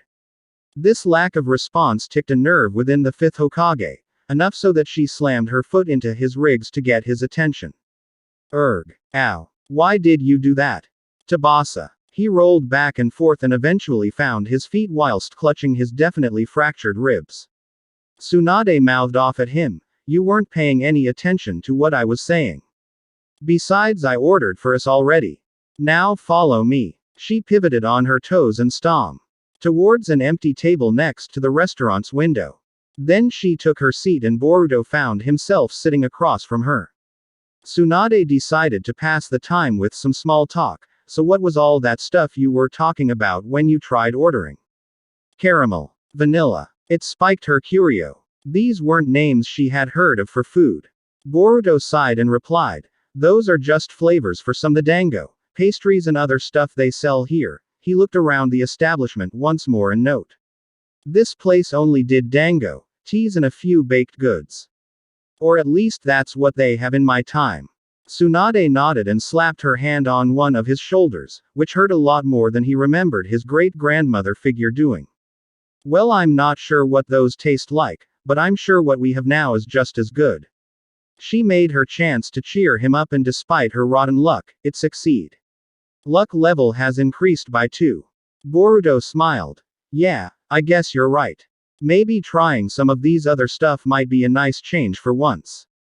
Especially compared to eating with Master Tilda, he grew p. He remembered his breaks during his training trip. Master. So you have a personal tutor? Who was it? She asked. Boruto gave her a bright smile. My master was none other than Sasuke Uchiha. Databasa. He proudly proclaimed. At this, Tsunade froze. Apparently no one else heard what he said, most likely due to them stuffing their faces. She recovered from her shock and slammed her hands on the table, almost breaking it and scaring Boruto. What? She couldn't believe her ears. Boruto shuffled uncomfortably in his seat. What's wrong? I didn't say anything bad, did I? Tsunade went off on him. What's wrong? You're telling me you were trained by the Sasuke Uchiha, the deserter. Hearing all this, Boruto quickly understood what she was getting at and immediately began trying to tell her that it was a misunderstanding. Wait. Why you got it all wrong? Uncle Sasuke isn't. Uncle. What else do you have to ask? But whatever Tsunade was going to say was cut off by their timely order placed before them. Here you go. Today's special set and a specially ordered bottle of sake. Please enjoy. The waitress left them alone. Thankfully, at least for Boruto, this managed to remind Tsunade that she was in a restaurant. She simmered down, coughed into her hand and looked dead into Boruto's. Now tell me again. Sasuke is both your master and uncle. Her words left with obvious strain permeating throughout each syllable. He nodded and quickly told her, yes, and in the future, he returns to the village and made up for his mistakes. You can thank my dad for doing that. Hearing this, Tsunade's eyes widen. Sasuke returns. Naruto did that. So the brat actually did it. Ha ha ha. I can't believe it. She began to laugh her lungs out. Frowning a bit at her, Boruto didn't take too kindly to people laughing at his parents. What's so funny? She calmed down on her laughter and told him, oh, nothing. It's just, Naruto is going to achieve great things in the future. I'm just happy that he's becoming what he w. That reminds me. She leaned forward. Did the your father, become Hokage? The answer she got was a big grin upon Boruto's face, which reminded her so much of Naruto and in turn, her younger brother, Naoki. He did. And because of my dad, all the 5 shinobi nations live in absolute peace. And he still works to unite other people and smaller countries. Tsubasa. He spoke with pride of his father's achievements. Tsunade Wanda's almost brought to tears. I see. Looks like he did it. After a few minutes of letting this sink in, she rose up with her drinking energy and exclaimed, now let's dig in. Eat up, Boruto. She told him. Boruto grinned. Yeah, let's. Tsubasa. He grabbed one of the dango sticks, brought it to his mouth and consumed one whole. He chewed with vigor, but his onslaught Yupo. Treat slowed to a snail's pace. These are so. It's sweet but starchy. Databasa. He described the red bean jam-filled delight. In short, it wasn't his cup of tea. He looked up at his great-grandmother figure whom downed cup after cup of sake, indulging herself without a care in the world. Seeing Tsunade enjoy these, in his opinion, bland food, the substance began to taste just a little bit better. He guessed that eating with someone is the best seasoning for any meal. Huff a meal with other people Tsubasa. He thought back to his friends and family from the Uzumaki feast, last night. He reached into one of his jacket's front and brought out his smartphone, but when he tried to turn it on, the screen showed him a battery icon with a red fill below 5%. Oh. I'm already out of battery. He said aloud, gaining a semi-drunk Tsunade's attention. What the hell is that? Ain't you a lil' old for toys? Hick. She teased in a drunken slur. Boruto looked up and waved his left hand in dismissal. No. No. It's my phone. It just ran out of power. Tsubasa. Tsunade gave him a weird, yet expectant look. Phone. Looks a little flaky to be a phone. She thought back to the numerous telephones and on a few occasions in her bulky cell phones that some countries beyond the 5 nations used, especially that one model that didn't seem to break no matter how hard she smashed it. He laughed at her reaction. It was fun to see old people's reactions to these new, but basic devices. In the future, many people from all over worked together on making technology better. Phones were the most important, and I don't know the details, but from what my told me, they created some new circuit boards using seals and microprocessors. Basically, this phone here is a really powerful computer. He tried his best to explain. Despite her somewhat tipsy state, she caught his words and seemed to get the gist of it. I see, those little gadgets must have got a long way in the future. Too bad it. Power. Now you can't use it. Boruto smirked. Oh, don't worry. This particular model is special, it's custom made for me. With one of many functions made for these occasions, Databasa. He showed. Custom phone. He didn't do anything dramatic, or even a big movement. He simply moved his thumb towards the top part of the phone, around where the camera was. To the right, too. Could be found carved in. These letters were BU, Boruto's initials. He pressed his thumb into where his initials were carved and his phone began to vibrate lightly, then th. LED linings bordering the edges of the phone lit up a myriad of colors. Blue, purple, green, red and yellow were the most common of these cyclings of light flashes. And before they knew it, Boruto's phone's screen opened to a white, blue and orange screen with a logo that said, Kaminaramon trademark, then it flashed to a lock screen to them the time and date with a background photo of himself, Sarada Uchiha and Mitsuki posing for the camera just before he left on his training journey. Tsunade looked unimpressed and continued watching. Boruto grinned at his phone. He chuckled. Thank you tilde Denki. For making me a chakra-absorbing phone. So I'll never have to worry about battery life, Tsubasa. He praised his best friend like some deity. But Tsunade brought him back to reality. So you charged your phone, that's it. Who are you even going to call? Boruto waved the question away. Nah, I wouldn't be able to call anyone. Different time. No signal. I just want to look at some photos and videos I took last night. Boy, crazy. Tsubasa tilde. He flicked through his phone until he found his albums app. Tsunade's eyes widened. Her drunken state had worn off. You have photos. As in from the future. Boruto nodded. Yeah, what? You want to see them? He wondered why his photos from the future seemed so important. Of course. I want to see how well the brat's been doing if he's the Hokage. Tsunade sat herself besides Boruto. He didn't mind. He was more than happy to show Here's me and two of my friends, Iwabe, the tall guy with the red beanie, and that's Denki, the one with glasses and the fancy suit. He told her. The photo was of Boruto, Iwabe, who had him in a playful headlock, almost making the former spill his cup of soft drink, and Denki with a smile on his face, holding the CA. With his other hand. Presenting. The scene happening in the photo. Hey. You seem to have quite some friends there. Anyone else? Tsunade became curious. Yeah. This one here was Shikadai and Inojin in a private room playing co-op on that new Beast Hunter game. I still need to try it, Tsubasa tilde, he pouted. This photo made Tsunade laugh. Not only did these two look constipated from concentration, but it was the fact that these two's appearance made her immediately know. Their parents were. Oh god. Shikamaru actually had it in him to produce a child. And if I'm not mistaken, is this Inojin's mother Ino and his father Sai? She had to know. Boruto nodded, causing her to laugh out loud. Oh my god. This is too good. Next. She awaited the other photo. And this one here is Chow Chow and her dad in the middle of passing out from a food coma. He described the image of those two falling from the food table in defeat, th. From their mouths kinda resembled a ghost. But the funniest thing about this photo was the fact that those two were falling back, at the same time, in the same pose. For heaven. Tsunade burst out laughing again. Choji and this Chow Chow are definitely related. Buahaha. Making Boruto chuckle as well. And to think she didn't believe that her dad was her dad. Boruto commented, adding to the humor. Before they died of laughter, he had to swipe to the next photo. This one caused Boruto to blush, with Tsunade grinning lecherously. Ooh tilde, who's that girl? Boruto tilde. She pinched his cheek roughly. Oh wow.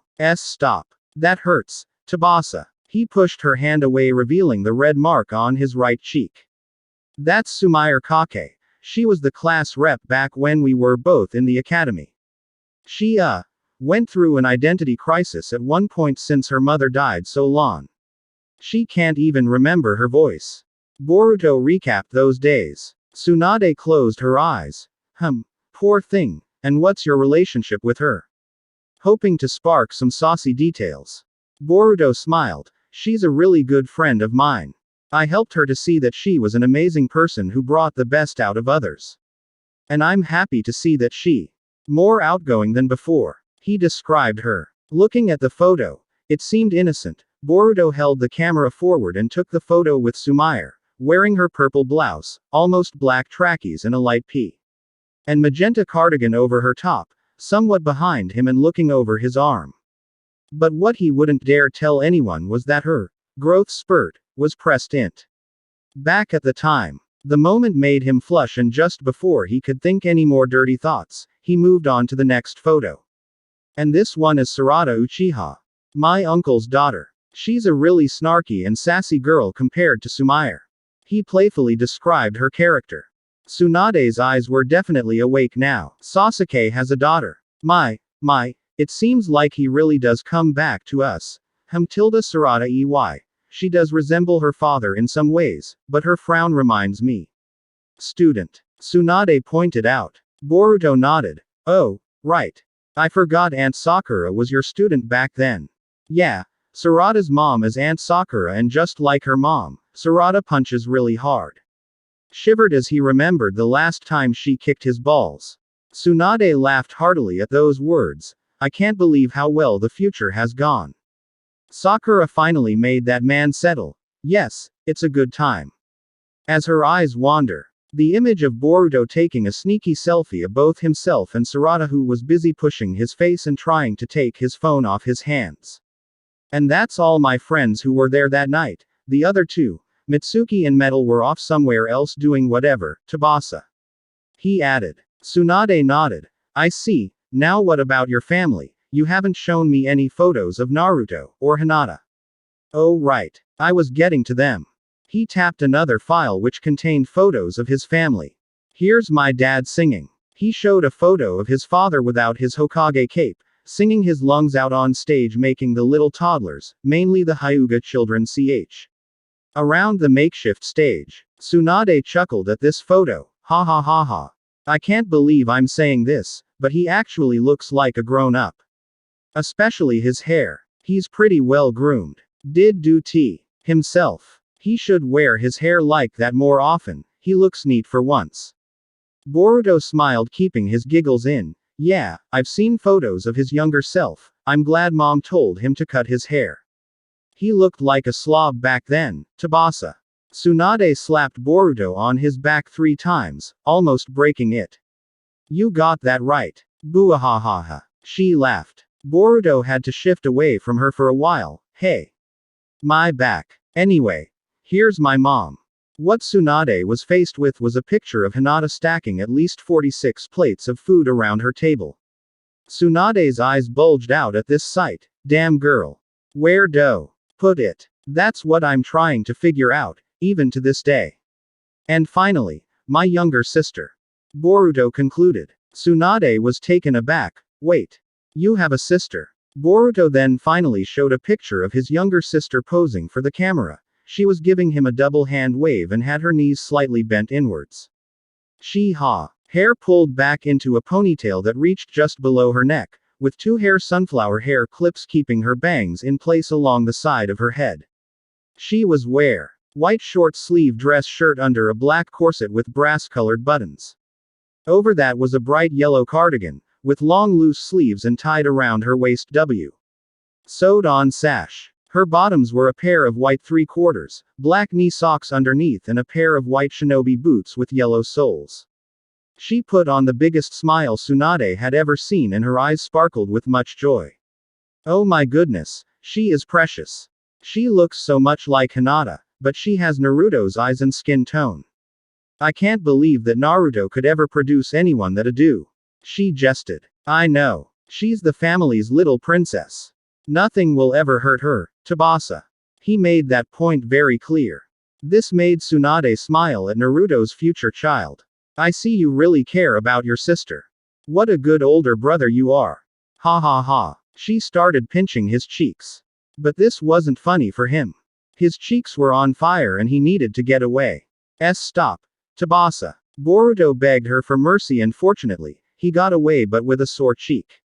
Ow. Can you please stop doing? You're stronger than you think, Tabasa. He really wanted her to quit doing that. She laughed with mirth, causing Boruto to think she didn't care, but she apologized. Sorry. I was just trying to have fun. Didn't think I was hurting you. So, how was your dango? She stood up, shockingly sober. Boruto rose from his seat and shrugged. It wasn't that bad. Though I do prefer the ones in the future, Tabasa. He gave his verdict. Tsunade smiled and led her shoulder. That's disappointing. But never mind that. We still have to show you your father's apartment. Which is where you'll be staying, by the way. She informed him. Boruto thanked her. That's okay. I feel more comfortable knowing I'll be staying at Dad's old place. This brought up another topic of discussion. What about your mother? Hinata? She asked, curious as to why he'd choose Naruto, the loud brat, over Hinata, the gentle quiet girl. Boruto laughed half-heartedly and looked around just for good measure before whispering. She's really scary when she's mad. This set her off again. Hinata. Mad. When can that girl ever get angry? She mocked him. Boruto shook his head at his great-grandmother figure, if only she knew Ju. His mother become in the future. Training Field 13. Bones could be heard cracking and smashing into bones. The only way bones like these didn't break was due to a lifetime of gradually applied stress. This is what gave the density. Yes, Neji Hyuga as of this moment was being pushed harder than usual against his cousin, Hinata Hyuga. This was attested to the fact that Hinata was in the midst of an unorthodox style of fighting, at least for a Hyuga. She was utilizing more punches, kicks and grappling techniques he was inexperienced against fighting. One such move she pulled was a flying knee aimed towards Neji's sternum.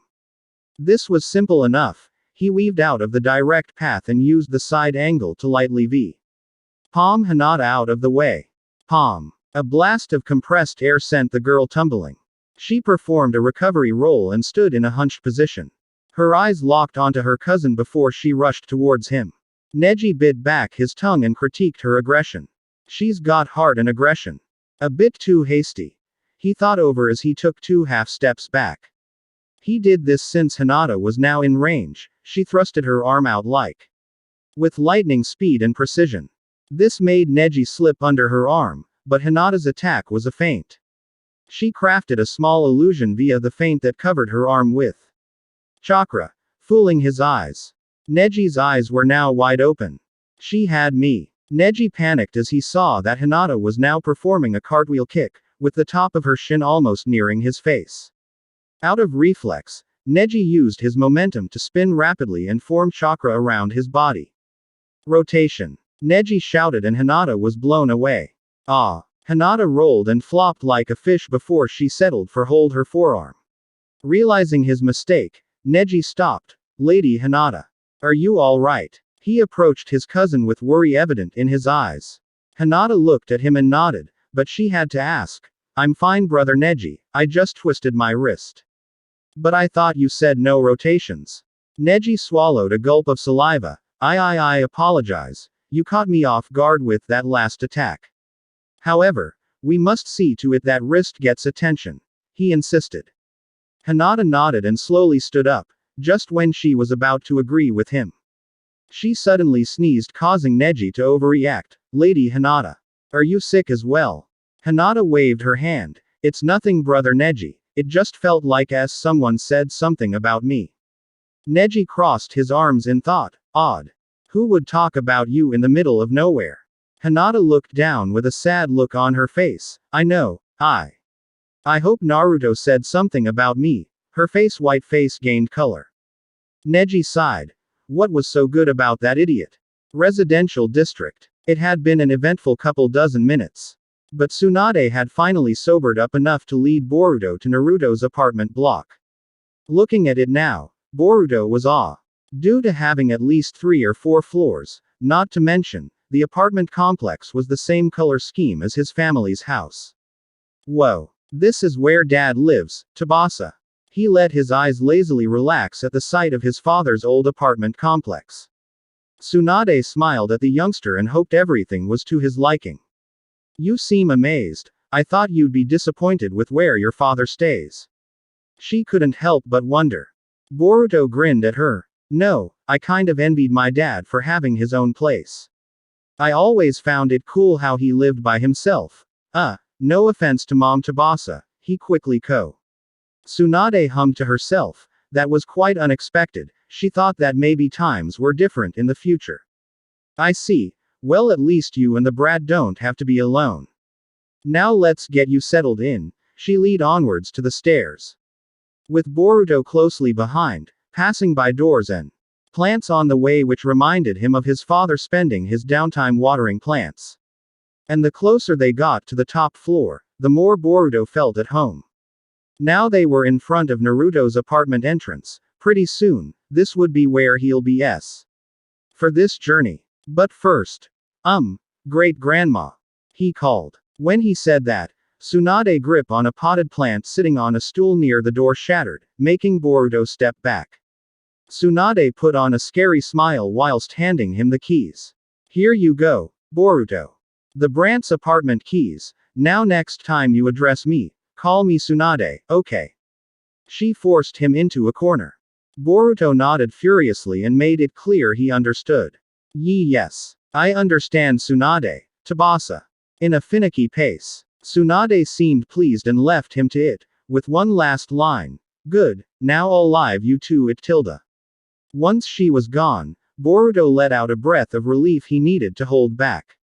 I thought I was a goner tilde fat Tsubasa. He tilted his head upwards to face the door. Now was time to acquaint himself with his new place to stay. It's now or never. He inserted his father's key into the door, twisted it and it was opened. What laid beyond was an open corridor with a somewhat dusty wooden floor, darkened cement walls and 3 doors closing openings in the wall. Boruto blinked a few times before sighing in defeat. At least it's cleaner than my room when I was a kid Tsubasa, he reasoned. Walking down into corridor, he pushed up.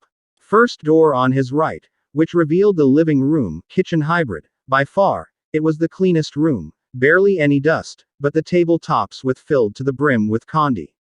Cooking appliances and boxes of food cereals. This made him raise an eyebrow. Wow, Dad actually kept things in order. And I thought Dad ate nothing but ramen, Tsubasa tilde. He pointed out, genuinely surprised. But he'd check it out later. He moved on to the next room and saw it was his father's bedroom, which was not dusty but clothes were littered in some places. And a corn. With ceiling scrolls. He looked around some more and found a small desk and a massive bed. He's comfortable at least. He then looked at the last door. And this must be the bathroom tilde, he said as he opened the door, and he guessed right. Yep. A big bathroom, Tsubasa. He let his eyes take in the sight of the bathroom, with concrete walls showing its age with cracks, a bathtub with a green curtain to his mirror above a white tap and sink followed by what seemed to be a towel rack to the far right. Boruto smiled. This place is actually pretty big for one person. Just give it a clean and pack some things away, then this place would look almost empty. Databasa described the place as he made his way back to where the living room was.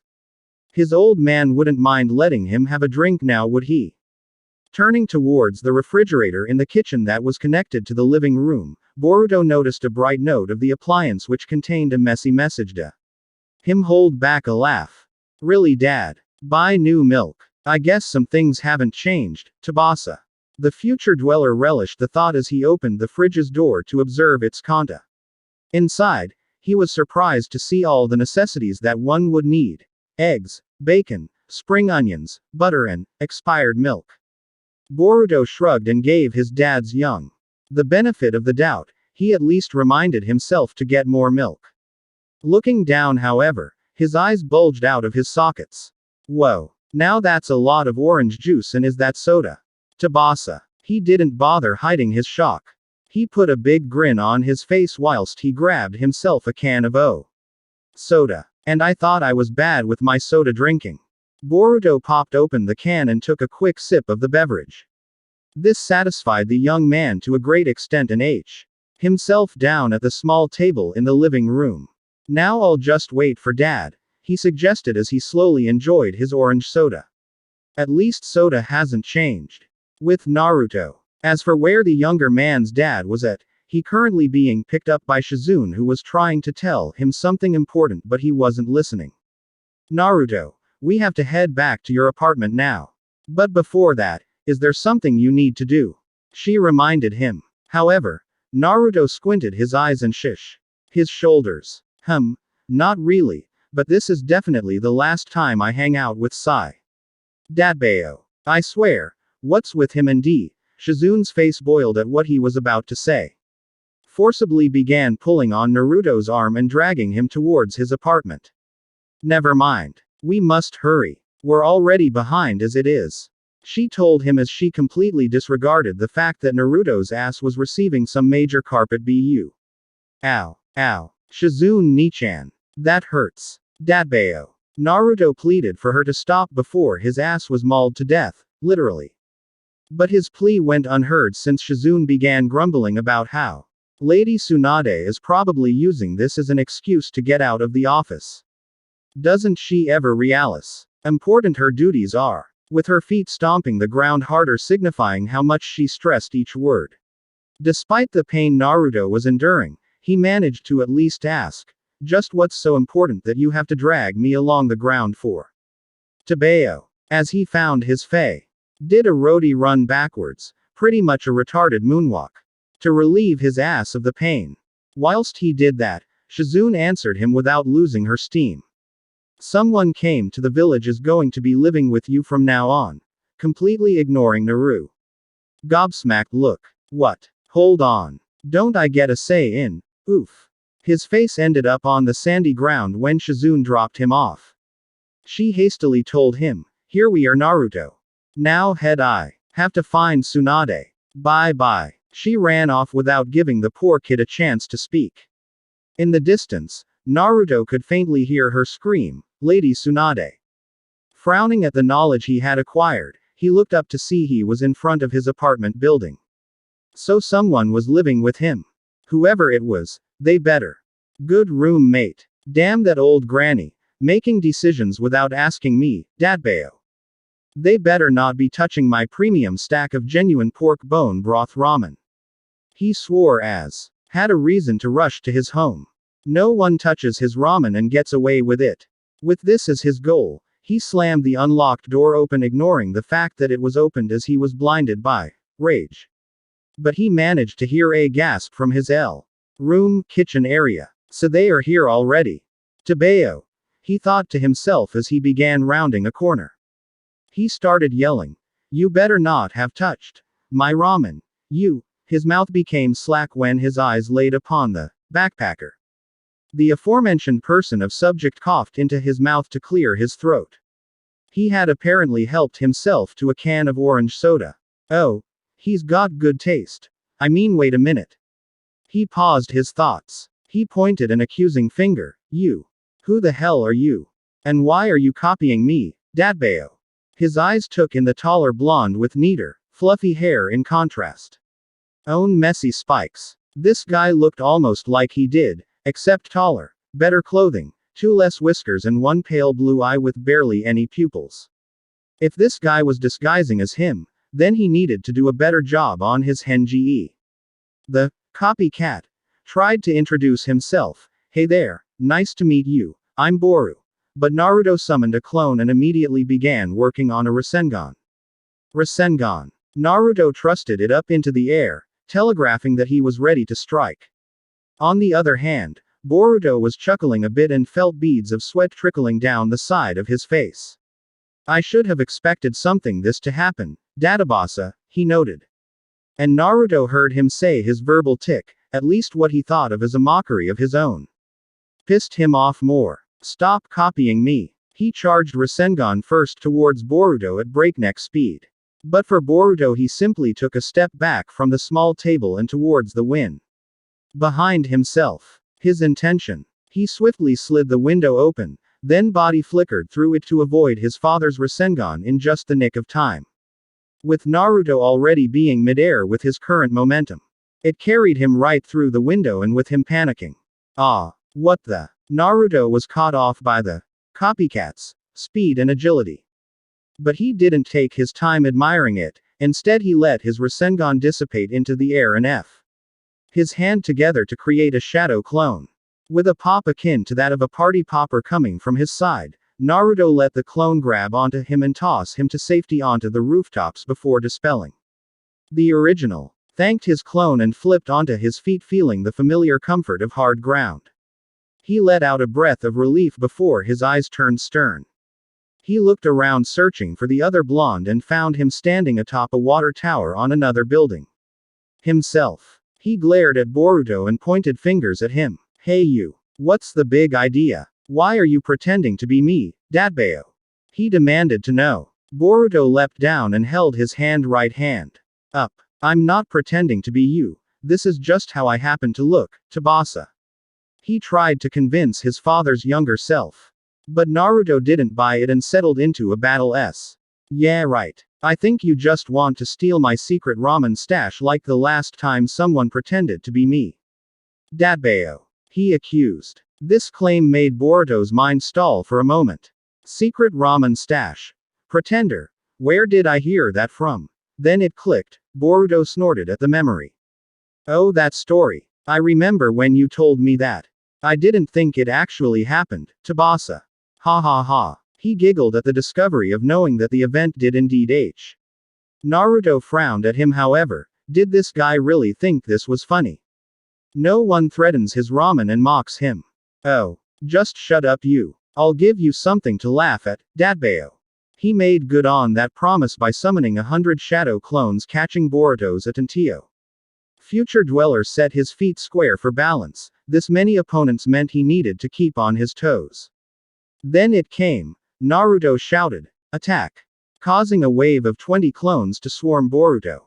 But Boruto wasn't phased. The first clone who charged him was countered with a lightning-fast jab to the face and popped out of existence. 2 more came hoping to pile. Boruto uses the fact that he was leaning forward from his last attack to their advantage. But Boruto was faster and saw it coming before it even happened. He ducked B, the clone that was already in the air, and swept the ground clone behind it. The air-bound clone looked behind itself and saw the Boruto used the ground clone as a launch pad to fire himself into a flying knee towards itself. Boruto's knee struck. Both clones were destroyed almost simultaneously at the speed Boruto was moving. After this, he landed on his feet and his eyes caught 2 groups. Naruto clones in the air. One on his left and another to his right. The one on the right had 2 of the clones transform into 2 massive demon windmill shuriken. Boruto stepped back to prepare for what he knew was going to happen. This was just like his dad's Rasen shuriken tactics. He smirked at the thought, some things change, Tabasa. But he was knocked out of his musing when the right group of clones tossed the giant shuriken at him. Despite the impossibly fast speed the projectile had, Boruto H. experienced much faster and as such showed it off by catching the shuriken. But he didn't use his hands. Instead, he pulled out his phone, tapped his thumb on a dedic touch button and pointed towards the shuriken. The phone absorbed the projectile and Boruto tapped on his phone again and fired it back. Now it was the clones' turn to panic. They were still mid-air and couldn't maneuver themselves. Instead, they worked together to save one of the clones by letting it jump them towards the other group of clones. And Boruto kept his eyes peeled with his weight shifting on his toes. The left group had readied themselves with 2 kunai and each had ready to fire. Once the survivor right group of clones had joined the left group's ranks, he ordered them to fire. And the volley of kunai had come. Boruto was stressed to dodge and weave out of the way. If his Jogan wasn't still aching from time traveling, then he would have just warped himself out of the way. Bu instead had to do things the normal way and stay out of danger. However, he was so caught up in dodging that the other 70+ clones had surrounded him on all sides. He hadn't noticed until he felt one of them trip him on his feet. Mock. Eyes go eye wide. This is bad. Dad caught me off guard. Databasa. Screw the pain in his eye. He needed to know where all the other clones were. Jogan. His right eye glowed like a incandescent light bulb. His eyes further bulged as he saw that all the clones were about to pummel him. The real Naruto shouted out, "Get ready. From my ninja handbook. Uzumaki." He unveiled his original technique. To hell with that. Boruto had his own version of that technique and hated to be on the receiving end of his father's one. It was decided. Boruto swiftly rubbed his left hand down his right forearm like he was using flint. This caused his right hand to be enveloped with lightning chakra. The real Naruto recognized this and paused in his thoughts. What? That's. Boruto held up his right hand towards the sky and shouted, "Chidori stream." Small strikes of lightning vanquished the many clones and pushed his father away. Arg. Naruto grunted but dealt with the pain. He managed to create another clones to help him create a Rasengan. He saw his chance to use one when Boruto's jutsu E. And he landed roughly on his back. Naruto leapt into the air, his Rasengan arm pulled back and he let out a battle cry. Boruto saw it coming with his Jogan still active, but he couldn't roll out of the way in time. Looks like he'd have to use his phone again. And just when he was about to use his phone to push back Naruto, an intruder's hand had grasped Naruto's right arm and tossed him towards the water tower nearby. Wah! Ouch! Naruto managed to dispel the Rasengan, but his head paid the price as he collided with the tower. The intruder stood between the two blonde Uzumaki and sighed in exasperation. Seems like I came here in just the nick of time. I honestly had a hunch you'd react like this. Kakashi placed a hand on his forehead and expressed his gut feeling. Hearing his voice, all signs of Boruto's fatigue left him as he shot up on his feet. He stared at the silver-haired figure with brightly lit eyes. Uncle Kakashi. It's you. He called out to him. Kakashi gave him his usual eye smile and replied, Uncle Kakashi. Is that what you call me in the future? I swear, you're making me feel old. Boruto was it. He SCR. His head whilst trying to remember his name. Boruto took a step back. Oh, sorry. Wait, how do you? He wanted to ask but Kakashi answered it ahead of time, how do I know? Lady Hokage, Tsunade had informed of this little situation not too long ago. And Shizune made it very clear to me that I should keep an eye out for you and Naruto here. He turned his attention to the short blonde who was busy getting back up on his feet. Ow. My head, why'd you get in the way Kakashi-sensei? This guy's copying me and he's not even doing it right, Dadbeo. He shouted at his teacher. Kakashi had one finger plugging his ear and told him, Naruto. This boy here isn't copying you or poses you any threat in any way. This boy a family of yours. This made Naruto stop in his tracks. Family. What family? Even he knew he didn't have any living relatives. Family. No, that can't be. Old man Hokage told me himself that I don't have any. He tried to remind Kakashi, but the latter cut him off. You don't have family now, but in the future you will, but I guess Boruto here will tell you that. Kakashi stepped aside and let him have his say. Boruto nodded a thank you before he approached his now skeptical and hopeful younger father of his. Boruto took a deep breath and exhaled slowly. He left out all the nervousness and was prepared to reveal who he was to him. My name's Boruto Uzumaki. And he was cut off however, brother. Cousin. Naruto tried to end with any logic he had known. Boruto shook his head. Let me finish. I know this is going to be hard to believe, but I'm from the future. About 20 years from now I think, Tsubasa. Naruto stumbled back. Future. What does the mean? Then his mind slowly dawned upon the, to him, unlikely answer. Naruto looked at Boruto with his eyes slowly welling up with tears. If you're not my brother, or cousin, and you're from the future, then are you my, he couldn't say it. For him, it seemed so unlikely to happen. Boruto grinned at him. I'm your son. He revealed the truth to him. That did it for him. Naruto leapt onto Boruto and hugged the living hell out of him. As if all the hostilities went away, Naruto wept out of joy for the fact that he had a son. Future. I can't believe it sniff I have a son Dadbeo. He exclaimed. This took Boruto off guard. The last thing he expected was a hug from his younger and shorter father. But nevertheless, he returned it as his father's body exuded the warmth and comfort as his father in the future did. And I can't believe I get to meet my dad's younger self, Dadabasa. He replied with as much enthusiasm. The two blondes let go of each other. Naruto was now smiling brightly at his future son. Hey. So you're from the future. Can you tell me something? Do I become H? Did I bring Sasuke back? And he rapidly went through many questions and would have continued if Kakashi didn't stop him.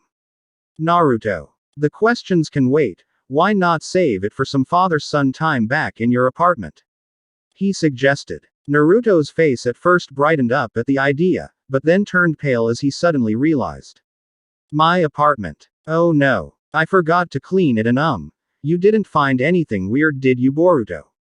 Naruto looked at his future son with pleading eyes. Boruto chuckled and shook his head. No I did not. I didn't want to touch any of your stuff in your room, so I only cleaned the living room and the bathroom, Tsubasa. Naruto gulped and sheepishly thanked him. Oh Thanks Boruto. Son. It's fine if I call you that right? Boruto nodded. Either is fine, so can we head inside? He asked. Naruto nodded and eagerly ushered him in. Yeah, that's fine. I have a lot I want to talk about with you, let's go to Bayo. He cheered onwards towards his apartment. Inside Naruto's apartment, Naruto and Boruto had found themselves chatting away in the living room, kitchen area about anything and everything. Though most of the topics were centered around what happens in the future, what kind of things does Boruto's time have in new jutsu? Eventually, Naruto's random K came to a stop and it came to his mind that dinner time was around the corner. Oh, that's right. Dinner time. And I finally have someone to eat with at my place. Naruto shot up and looked around the kitchen. Boruto laughed and felt his sweat bead down. Hey dad, you don't have to so much, I can help to, Tabasa. He offered. Naruto waved him off. Nah. I got this, and because you're my son from the future, I'm letting you have some of my secret stash of premium, thick pork broth ramen B. Datbayo. He presented Boruto with 2 massive black bowls of instant ramen, the premium kind that had special care given to the seasoning packages. Boruto blinked for a bit before laughing and nodding his head. I can't believe you'd so easily offer me your precious stash after thinking I was going to steal it, Databasa. He was done laughing. Boruto settled down and agreed to some ramen. Sure, I will, but wouldn't Ichiraku's still be the better option? Naruto scratched his cheek in embarrassment. Of course. Ichiraku's is the best ramen in the world. But I want this dinner to be special, just the 2 of us. Family, Teb. Naruto ended quietly with the word, family, rolling off his tongue. Boruto felt how foreign the word must have been to his younger father. Uncle Sasuke was right. Dad really was suffering back then. Boruto realized how much him being here meant to Naruto.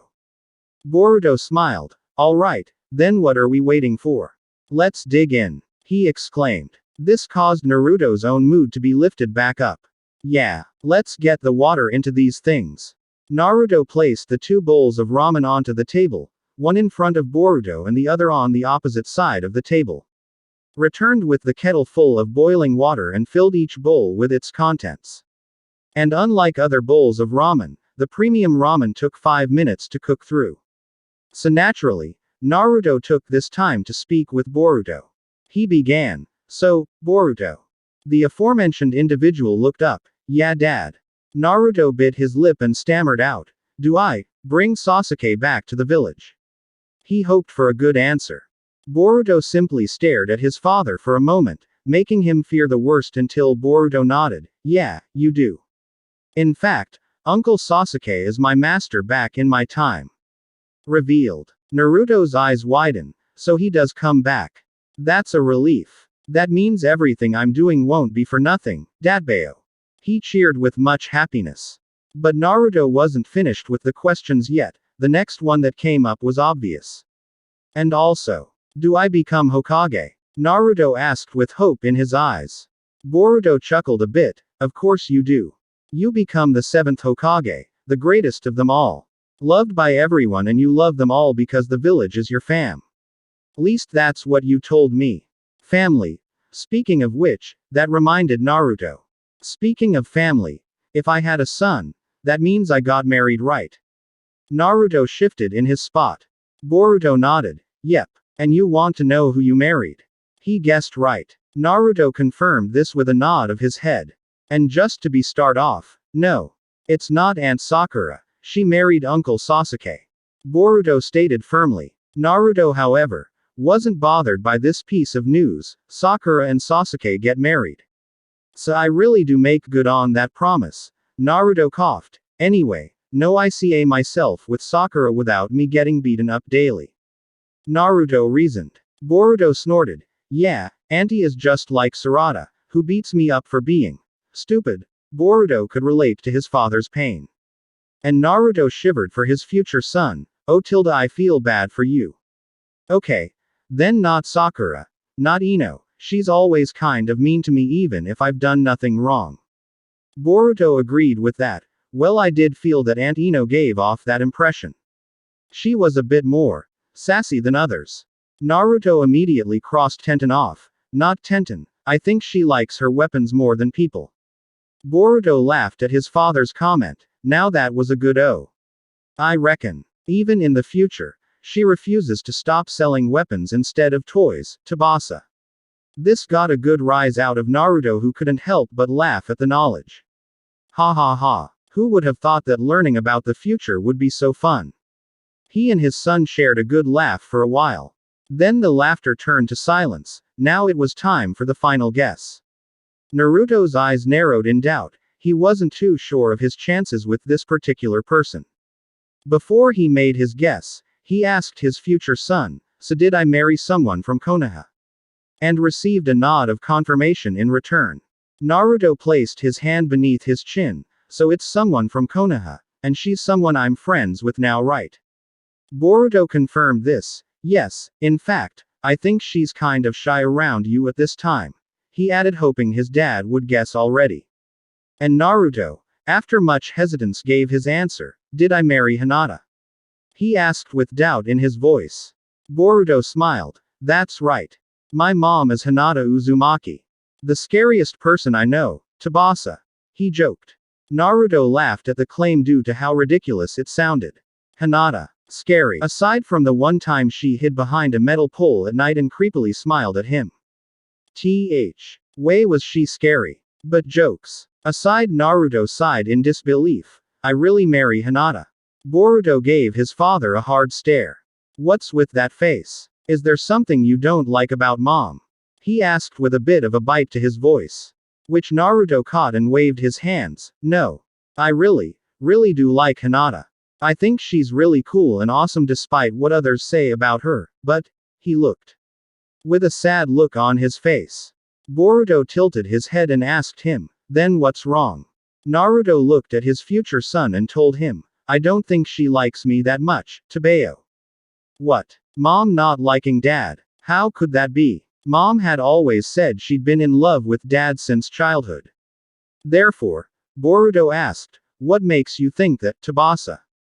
Genuinely curious as to what his father actually thought of his mother at this time. Naruto scratched his head as he wondered how he could explain this.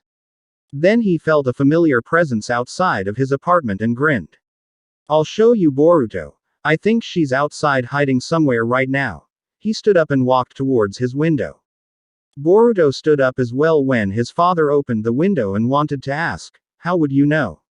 But he didn't have to ask. Naruto leapt down from his apartment window and towards a metal light pole. When he landed, someone could be heard squeaking behind the object. Naruto gave the hidden individual a grin. "Hey there, Hinata. What are you up to, Tabeo?" He put his hands behind his head. The dark-haired girl hesitantly stepped out. Her pale face was now peachy from embarrassment at being discovered by her crush. Naruto-kun. I was just wanted how you were doing." Hinata didn't quite meet his eyes. Naruto was a bit confused by her actions, which contradicted her intentions. If she was here to see him, why hide from him? Then why are you hiding out here for? Tabeo. Why don't you come inside for dinner? I never get to speak to you that much. Naruto suggested to her and pointed back.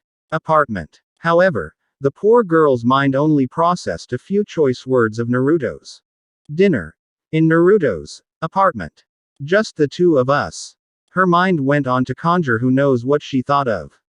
As per consequence, her face lit up a bright red as if been soaking in hot water for too long. And Naruto caught it. Hinata. Your face is heating up. Do you have a fever? Let me check. He moved his hand onto her forehead to check her temperature. They stayed like that for a while. Hinata couldn't move. Whereas Naruto was even more confused than before. She's fine. Does that mean she's just mad at me, Tabeo? He wondered. Maybe it wasn't such a good idea to be so forward with her. So he removed his palm from Hin's forehead and instead placed it behind his head. Sheepishly smiling with a tint of red, he told her the good news. "Well, looks like you're okay. So how about we go and..." But Hinata suddenly screeched and apologetically bowed. I'm sorry. But father expects me back. Goodbye, Naruto-kun." She rushed off back to her home. Leaving Naruto dust, not knowing that she had made him a tad bit upset. But Naruto sighed and shrugged it off. He quickly jumped back up to where his apartment window was. Boruto was standing there, having observed his future father's mother's interaction. Naruto pointed in the general direction Hinata ran off to. "Ya see. That's what I mean, Tabeo." Naruto made his point. Blinking a bit, Boruto had to ask, "See what? That you were really forward with her, Tsubasa." Not quite understanding the point Naruto was trying to make. Naruto shook his head as he climbed through the window. "No. Every time I ask her to hang out, or catch her following me, she always has some reason to avoid me. So I don't think she likes me too much as a friend at the moment.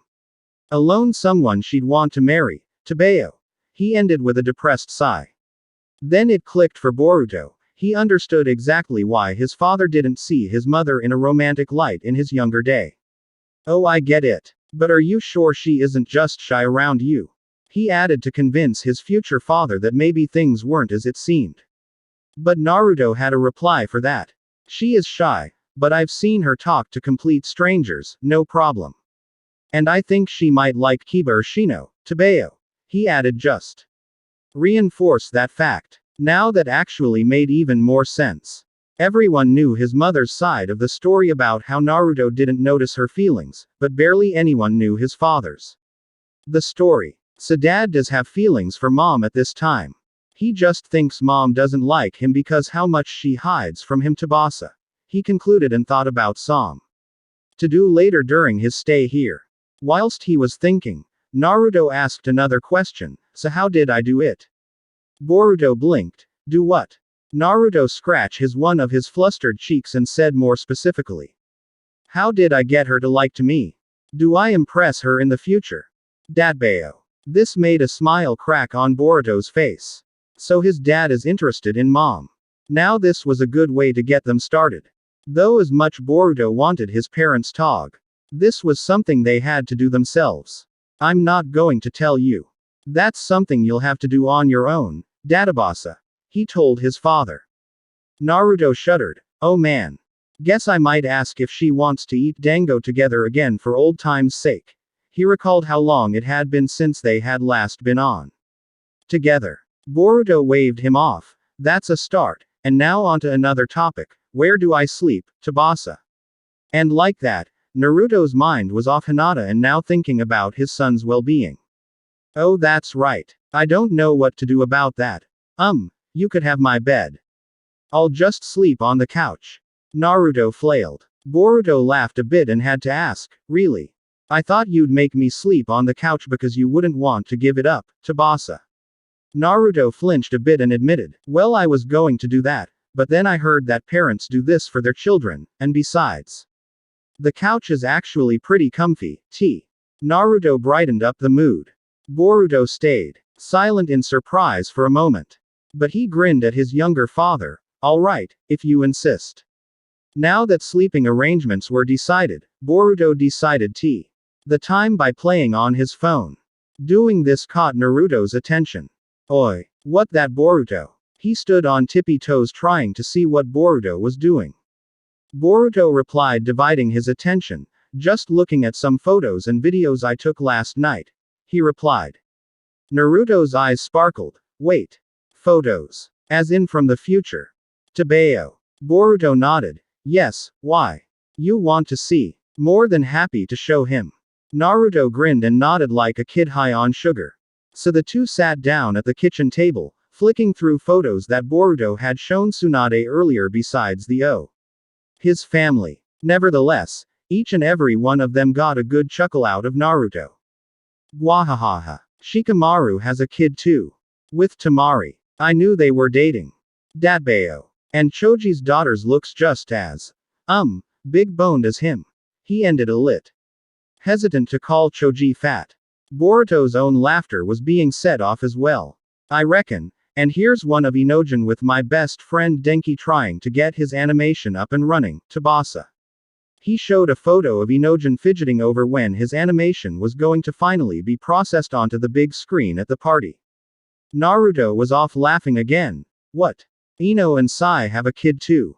That's amazing, Datbeo. Ha ha ha." He was banging his hand on the table at this point. Boruto couldn't but laugh as well. His father in the future would have never laughed like this in moments like this. But he still had enough control of himself to speak.